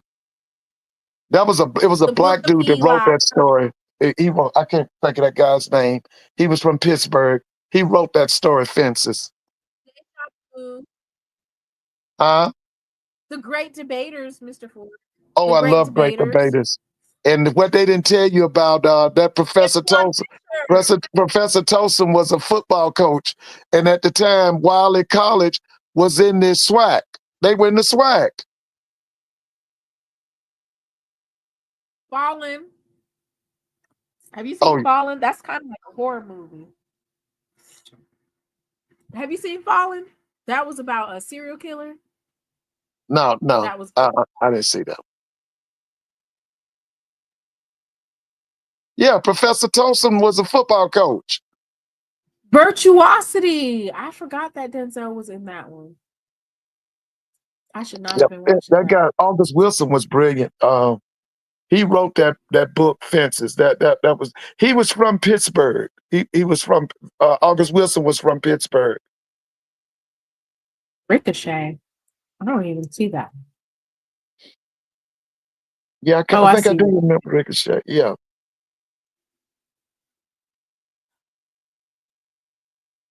Yes. All right, y'all. We're gonna go to bed. I'm not gonna keep Okay. y'all past 2 hours tonight. Thursday, we will be. Do you think I should invite what's his name? Somebody from Southern? Southern and Central too. I don't know anybody that covers Central that I would have on my channel. What's the SID's name up there? He's been up there for years. He's real cooperative. I met him. Mr. Ford, I said Southern. I'd have both of them. Perry I'd back get on here. somebody from Southern Perry, if it ain't nothing but a fan. Perry cut up so damn bad. Ooh, Perry cut up so bad the last time he was on here. You talking about Perry White? Ooh, he cut up so bad, Mr. Yes, Listen, he cut up so bad, and then they got their ass drug up and crossed up and down the field. Ooh, Perry cut up so bad the last time he was on here. listen, Perry and what's the name are really good. Blue, they real good. And then Perry used to have a sister on there with him. I can't think of her name now. They were really good together. Huh? Carlos Brown show. What about Carlos Brown? The Carlos Brown show. Don't you? Yeah, I listen to Isn't he from Carlos Brown. Southern? Yeah, yeah. Carlos is from Southern. Perry be cutting. What Perry be cutting up? He be acting. He be cutting up. Yeah, Perry's odd. He just got some bad affiliation. Yeah. He just got some bad, he deals with them folks on that other channel, I might get Carlos Brown. Perry cut up so bad, all to get their ass drug up and down the field, boy. He was trying to tell me football terminology. He's trying to talk about I remember. his ass whooping. Is it Southern or North Carolina Central? Is it Southern or North Carolina Central? I don't want to talk about go routes, out routes. Is you routing back home with a win? Listen, I got one thing to say. I can't wait. Man, I got to see both of them work out before the game. You excited? Yeah, I'm real excited. I'm real excited. Oh my goodness. I hope I need to go to get my tickets. That's what I need to do. Huh? I said, I need Southern to pull out this win because we've been winning the last couple of years. Alabama State beat Howard, Jackson State beat South Carolina State. Fam beat Norfolk. FAMU beat Norfolk. Yeah. It's gonna be I'll see y'all back here on Thursday. Thursday. I might have a guest. I might not. Yeah, I need to go get my tickets. I know, and you said you're not gonna come to the game, are you? I could come to the game because it is Braxton will be in Charlotte, but I don't feel like driving. I'm not coming. I'll tell you, I pulled that drive Sunday morning and Saturday morning. How long did it take you? 3.5 hours? Yeah, 3.5. Yeah. Or 4? It took me about. You was speeding, Mr. Ford. Well, the only problem is once you get into Gwinnett County, that's when the traffic starts. And and I'll be staying as close as possible to the stadium. And then I'll feel guilty because I'll be like, dang, I can't go to the Hampton game. I want to go to a Jackson State game. Oh, that Hampton game. I don't mind watching Southern and North Carolina Central. I don't mind, because Atlanta is a hop, skip, and a jump. But, I'll feel bad. Everybody knows that when Mr. Ford be going to these games, he's not going to meet and greet with you. They said if Mr. Ford gonna be there, then you should go. Mr. Ford be at all the games. Celebration Bowl, South Carolina State versus Jackson State. He be at all the games. I can't wait. Listen, But y'all. I will be having a premiere for SWAC Saturday, and you know it's gonna be lit. Win, Yeah, lose, or draw, we're gonna be up here cutting up. I can't wait for. Listen, I'm so happy about Saturday. I got. Have you You heard ready for anything about the football? weather? Is it going to rain? Anything Saturday? What's the forecast? Look it up. That's a good question. Mr. I'm just wondering if because Ford, I'm getting there at about 5 p.m. Dang. What time does it start? 7:30. It says it's a 50% chance that it's gonna rain on Saturday. So what about Saturday night?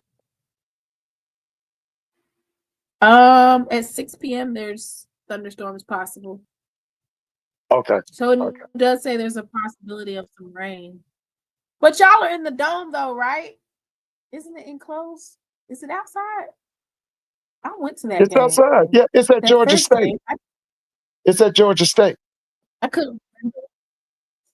I remember going, but I don't remember being outside. Oh, wait, I wasn't outside because I was in the press box. I'm like, wait, I went to that. Trey Holly gonna have 250 yards rushing if it rains. Yeah, I heard he's been looking JSU really versus good. Norfolk 2028. They might move that one. I don't know. Is Vic gonna stay till 2028? It depends. That's the Now, question. yeah, we got to see who wants to give him a chance because he's already said he wants to coach on the FBS level now. He's already made that known. Just like I See, was telling whenever somebody, folks say that, the guy at Prairie View, if he wins quickly, he's going FBS. You can forget that. That guy's gonna leave Prairie View. who? Tremaine Jackson. Yeah, if he puts together maybe 3 or 4 good years, he's going FBS. What exactly is winning? Because you're not finna beat Jackson State for the Well, foreseeable future. listen, I'm just telling you now, if he does well at Prairie View, you can look for him to make a move. He might not go as a head coach, but I could see him as a defense coordinator or something like that. That guy is letting you know he's going to, if he's very successful at Prairie View, he's out of there. He's going up. He's going to FBS.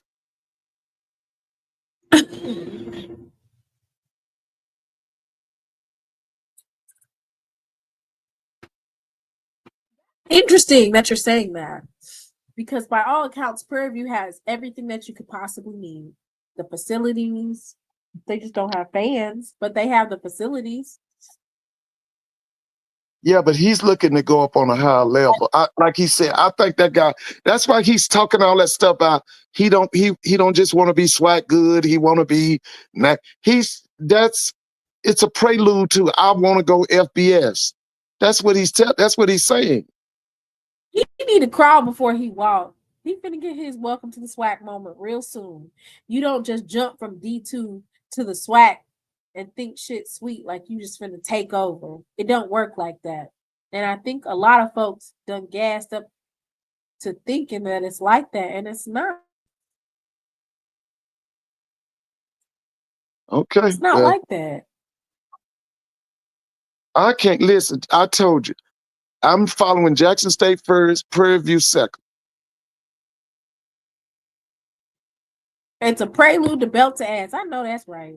And that's exactly what Well, he needs. and listen, Welcome because to SWAC. that's what I Week told one. you. Go What ahead. did I tell you last summer? ahead, I told you this summer that man and Prairie View, they are side-eyeing Jackson State. They said want to walk y'all down. I know what they up to now. And all them little flippant remarks he making, he's trying to let you know that he's got a plan, and his plan is to meet Jackson in the SWAC championship. That's why he's making them little statements. Hey, I don't care about all them I don't know why he keeps making those statements at us. We ain't listening. He got to win the West first. We're not listening. I think he wins the West, y'all. I'm gonna start. Listen, y'all can stop out. Hey, Southern is not a contender. They are a pretender. as long as Mark Fredericks is the offensive coordinator at Southern University. Okay? Stop saying they're going to win it when they are pretenders. They're not contenders, pretenders. Mr. Ford. You get so Mr. Ford, what is your beef with Southern? They won't get an offense coordinator. Oh, he definitely has a beef. He definitely has one, okay? He do not play about Southern. He be hot. You say you're gonna be at the game this Saturday, Mr. Ford? Yeah, I need to go in and get my tickets. Yeah, I need to be. I really, I can't let Southern and Central come here and I not be there. I can't let the SWAC come in town and I'm not there. I need to be there. We need a boxing match between Ford and Fredericks. What? Oh, what? Oh, okay. That's Merlin talking stuff. He's from Southern. Yeah, he's you being messy. You being messy. He's being messy, You Merlin. being messy. Lord have mercy. Hey, Mr. Ford, I'm gonna hunt you down in one of these games one day. Yeah, but listen, I got to try to go and get my tickets. I know it's gonna be a nice crowd because these last few games have all been over 20,000. So I know it's gonna be a big crowd. Southern's gonna bring a big crowd in there. No, Randy says she has no, I'm not pulling. No, I'm a SWAC guy now. I'm pulling for the SWAC, but I just like I told you and I told Zoe the other night. Terrence is not on Trey's level. He's not on Trey's level now. And y'all can surmise it and dissect it and all that, but he ain't on Terrence ain't on Trey's level now. Whose level is he on, Mr. Ford? He one of our top 5 HBCU coaches. He one of our top 5. So if he top 5, where does he rank? TC's number 1.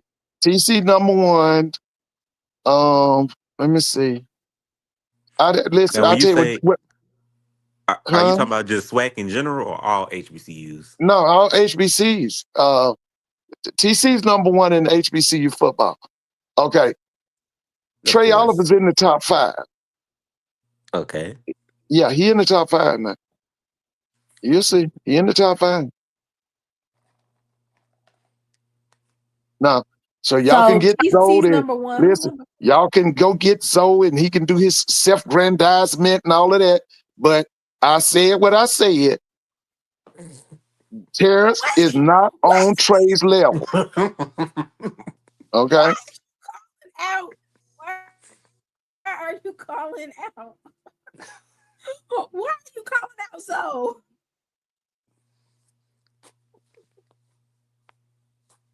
Why are you calling him out like that, Mr. Ford? I'm just saying. But anyway.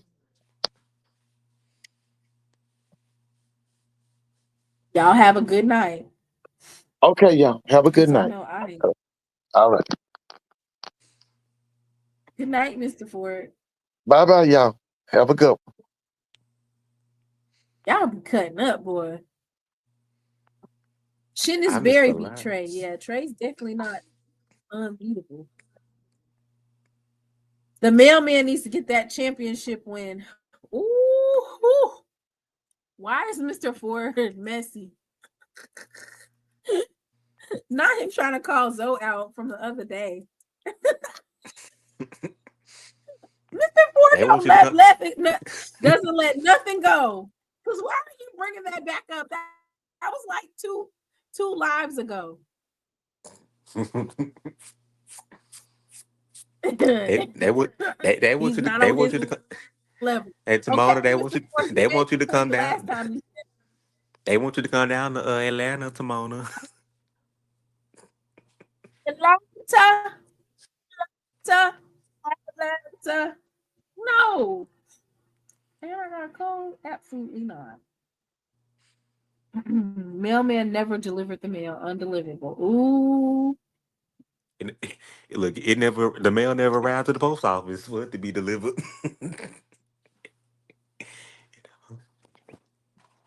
Turn to sender. It got lost in transit.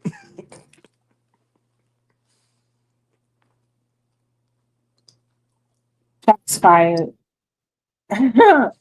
David. Oh, Davius Richard is the quarterback coach.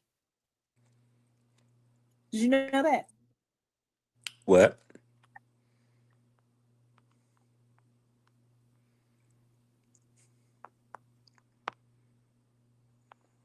Let's get off of here because I feel like you trying to be messy. What you over here Me? doing, nephew?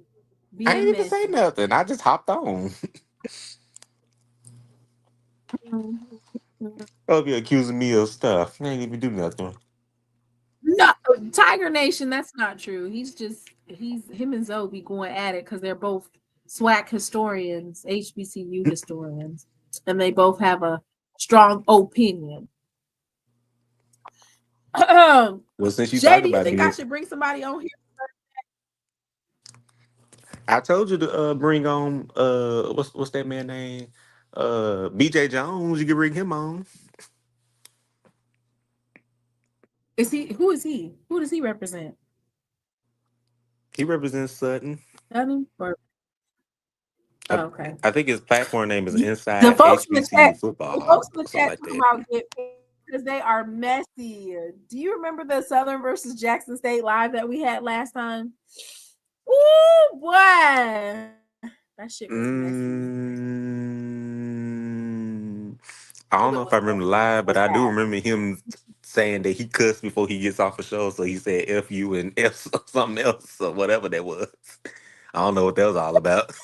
What? I was like, what? See, that's what I'm talking about. He literally has a radio show. So I know you don't get up there and cuss on them folks' channels like that. Like, was he serious? Get Reggie Flood. Okay, I'm gonna do some due diligence, but I'm gonna bring somebody on here from said Sutton. get Josh from HBCU Nightly.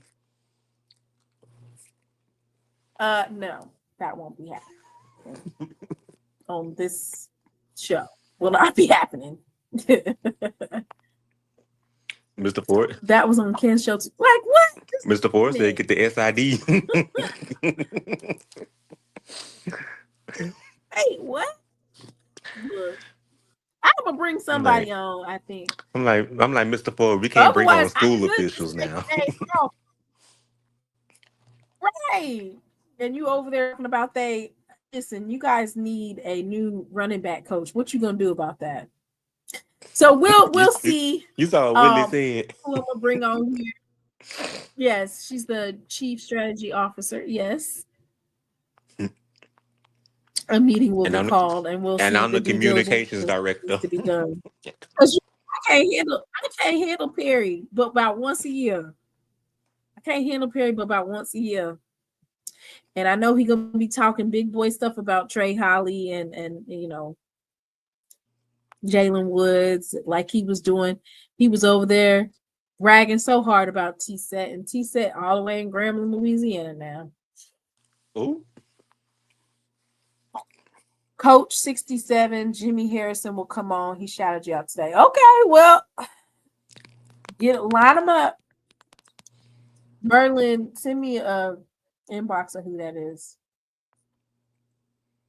Because I want to bring somebody on. Don't let this be like that FAMU board meeting. Oh, you know what? Okay, on that note, it's time to go. Time to go. May the Lord watch between and thee while we are absent one from another. Let me go get that cod liver oil. Have you ever had cod liver oil? Have I had what? Cod liver oil. What is that?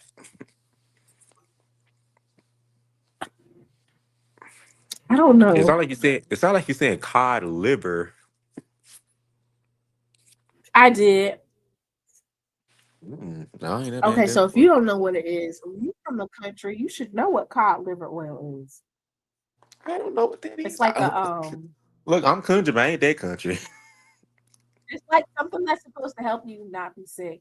See, these folks be over here making you take weird stuff, but that's what Mr. Ford said. It, And they said it in the chat. They said it was nasty. Cod liver oil. They have strawberry or banana cod liver oil. now, I've heard of castor Cod oil, liver but I oil. ain't know nothing about no cotton liver. Ew, it's I see castor oil. You now don't have me go and get castor oil. I mean, my stomach will be upset all night. Lord, these folks said cod liver oil. You over here talking about some castor oil. Whitley, why you on here playing me It's good close? for gut health. In the country, we take. Well, Jay is from the country. Why you saying it like that? Because you still never heard of it. Miss Whitley, why you on here playing me close? You see what she said about me? Okay, I found it. $34. I'm not paying no $34 for no cod liver oil. Oh hell no. And it tastes nasty. Well, Let me go to see. Walmart, get you some castor oil for Okay. like $8.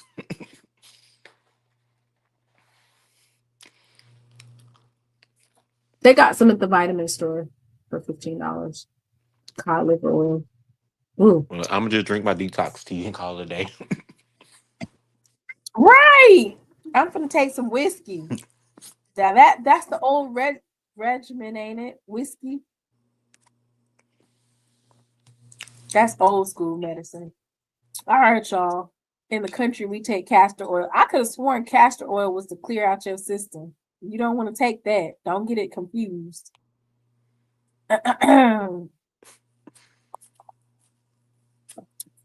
Oh, Jay, you should be proud of me. I got Braxton to sleep before 8:45 today.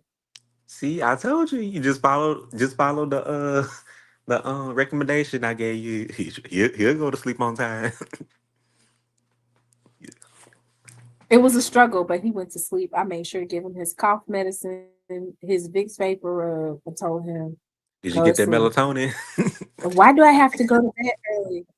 Oh, no. No melatonin. Make a hot toddy. That's what I'm saying. No, Whiskey, Ole lemon, Miss. peppermint, and honey. That's what I'm. Hot toddy, no Old Miss. I'm gonna make a hot toddy tomorrow evening. What kind of whiskey? I don't really drink whiskey, so I wouldn't know. I Greenwood know they KC had peach whiskey. 1400 That one. whiskey. Wink, wink. That whiskey is not gonna get here in time.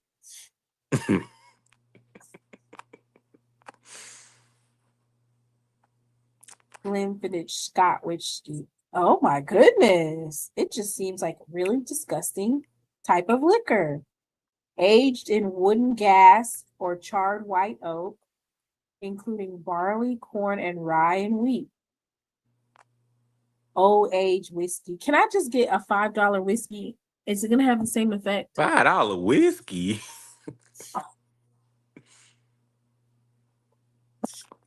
Yeah.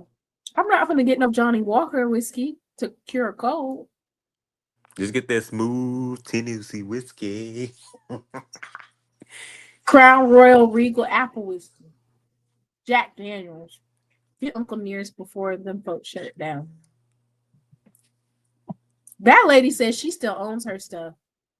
And I heard she was from FAMU. Is that true? Who? The lady who's getting ready, they said that she defaulted on $108 million loan for her whiskey company. I don't She know what said that she is. still owns it. It's hers. Some type of liquor in Tennessee. Uncle Nearest. It's a Black-owned liquor company. Yeah, I'm going to bed. I got to work in the morning. Alan Darby, I'm going to bed too. I will see you guys on Thursday. And I will have a special guest for the NEAC SWAC challenge. Uncle Nearest about to become Uncle Farthest. You're not abandoning your followers anymore? It's football season. season. I wasn't abandoning my followers. I was taking a break because now I know I gotta be on here on Saturday. I gotta be on here on at least bare minimum. I have to be on here Thursday and You know, I Saturday. knew that sounded. Thursday for the I knew that sounded familiar. Chuck. So, Uncle Nearest was the one who isn't Uncle Nearest the one who basically invented Jack Daniels, but they took the you know the formula, put in his name, and ain't that who that is? Or is that somebody else? I never heard about Uncle Nearest until I heard that they defaulted I on their thought so. loans. I thought so. I knew that story. I knew that sounded familiar. Wait, so why he didn't sue for to get paid? Well, see, Or that's the maybe he thing. did, and So then he opened up his own. no. So no. So that's not what happened. So basically, Uncle Nearest is the person who basically invented the whiskey, but Jack Daniels he put his name on it, and then they basically paid him a lump sum of money, and then that was it. So his uncle nearest descendants there were basically trying to sue for the rights of the Jack Daniels because Uncle Nearest was the one who basically made it, but the palm coloreds basically took it and yeah, Damn, that's and got man, generational wealth off of it. they about to see Uncle Nearest too. Same thing about KFC Nearest with Green Colonel was an enslaved Sanders. man who taught Thompson how to make whiskey. He took the recipe and made Jack Daniel's whiskey a household name with his recipe. Oh, Colonel Sanders stole a black woman's recipe to start KFC. Oh my God. And okay, well, they're trying to take Uncle Nearest now. It's a Same thing travesty. with It is a same thing with shame. same thing with Aunt Jemima, if I'm not mistaken. A, Not a now it's shame. called Pearl. No, we're not gonna get up on here. Listen, we are not going to get up on here and talk about food and drinks and old time recipes again for a whole nother hour, y'all. We are going to bed. No, let's talk about it. Let's You talk know how about it. we get. We gotta go. Well, we'll talk about But it on I will Thursday. see you guys back here right on Thursday. We'll talk about the SWAC MEAC challenge. And then next Tuesday, I'll go over. There's a lot of wide receivers. Good Lord. I'm trying to see how I'm gonna do this because then next Thursday is Hampton versus Jackson State breakdown. Look, I my think I'm mama's gonna chicken do. was too, Thetis. I think I'm gonna do offensive line, defensive line next week. So y'all have a good night. Make sure you subscribe, like, share. Join the See membership y'all later. and drop a donation Join here the and there. membership. Donation. Gifts. More Gifts. donations. I want to thank everybody that for my birthday wishes and my birthday gifts. I really, really appreciate all of you that contributed. I had a blessed birthday. Thank you so much for supporting me and the channel. And I will see you guys on Thursday, okay? I've had some birthdays and some sleepless nights.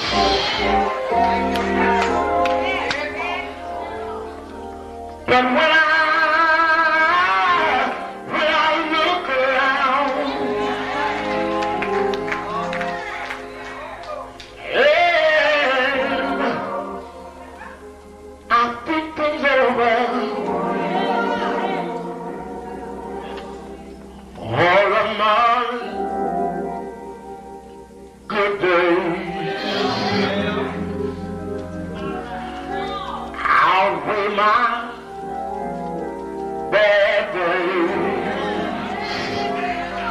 I follow control.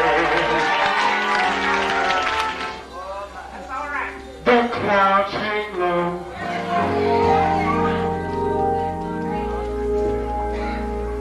I can hardly see the road. I ask the question, Lord. Lord, why so much pain? But He knows one thing for me.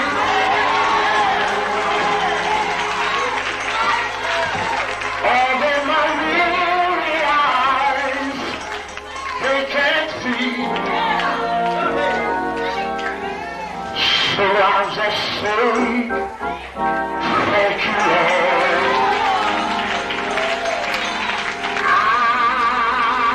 I won't complain.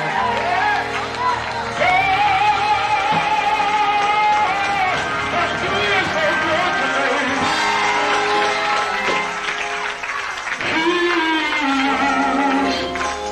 He's been good to me.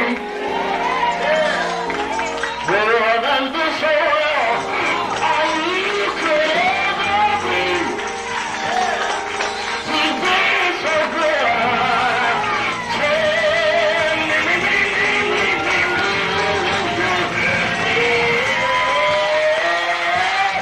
But He knows one thing for me.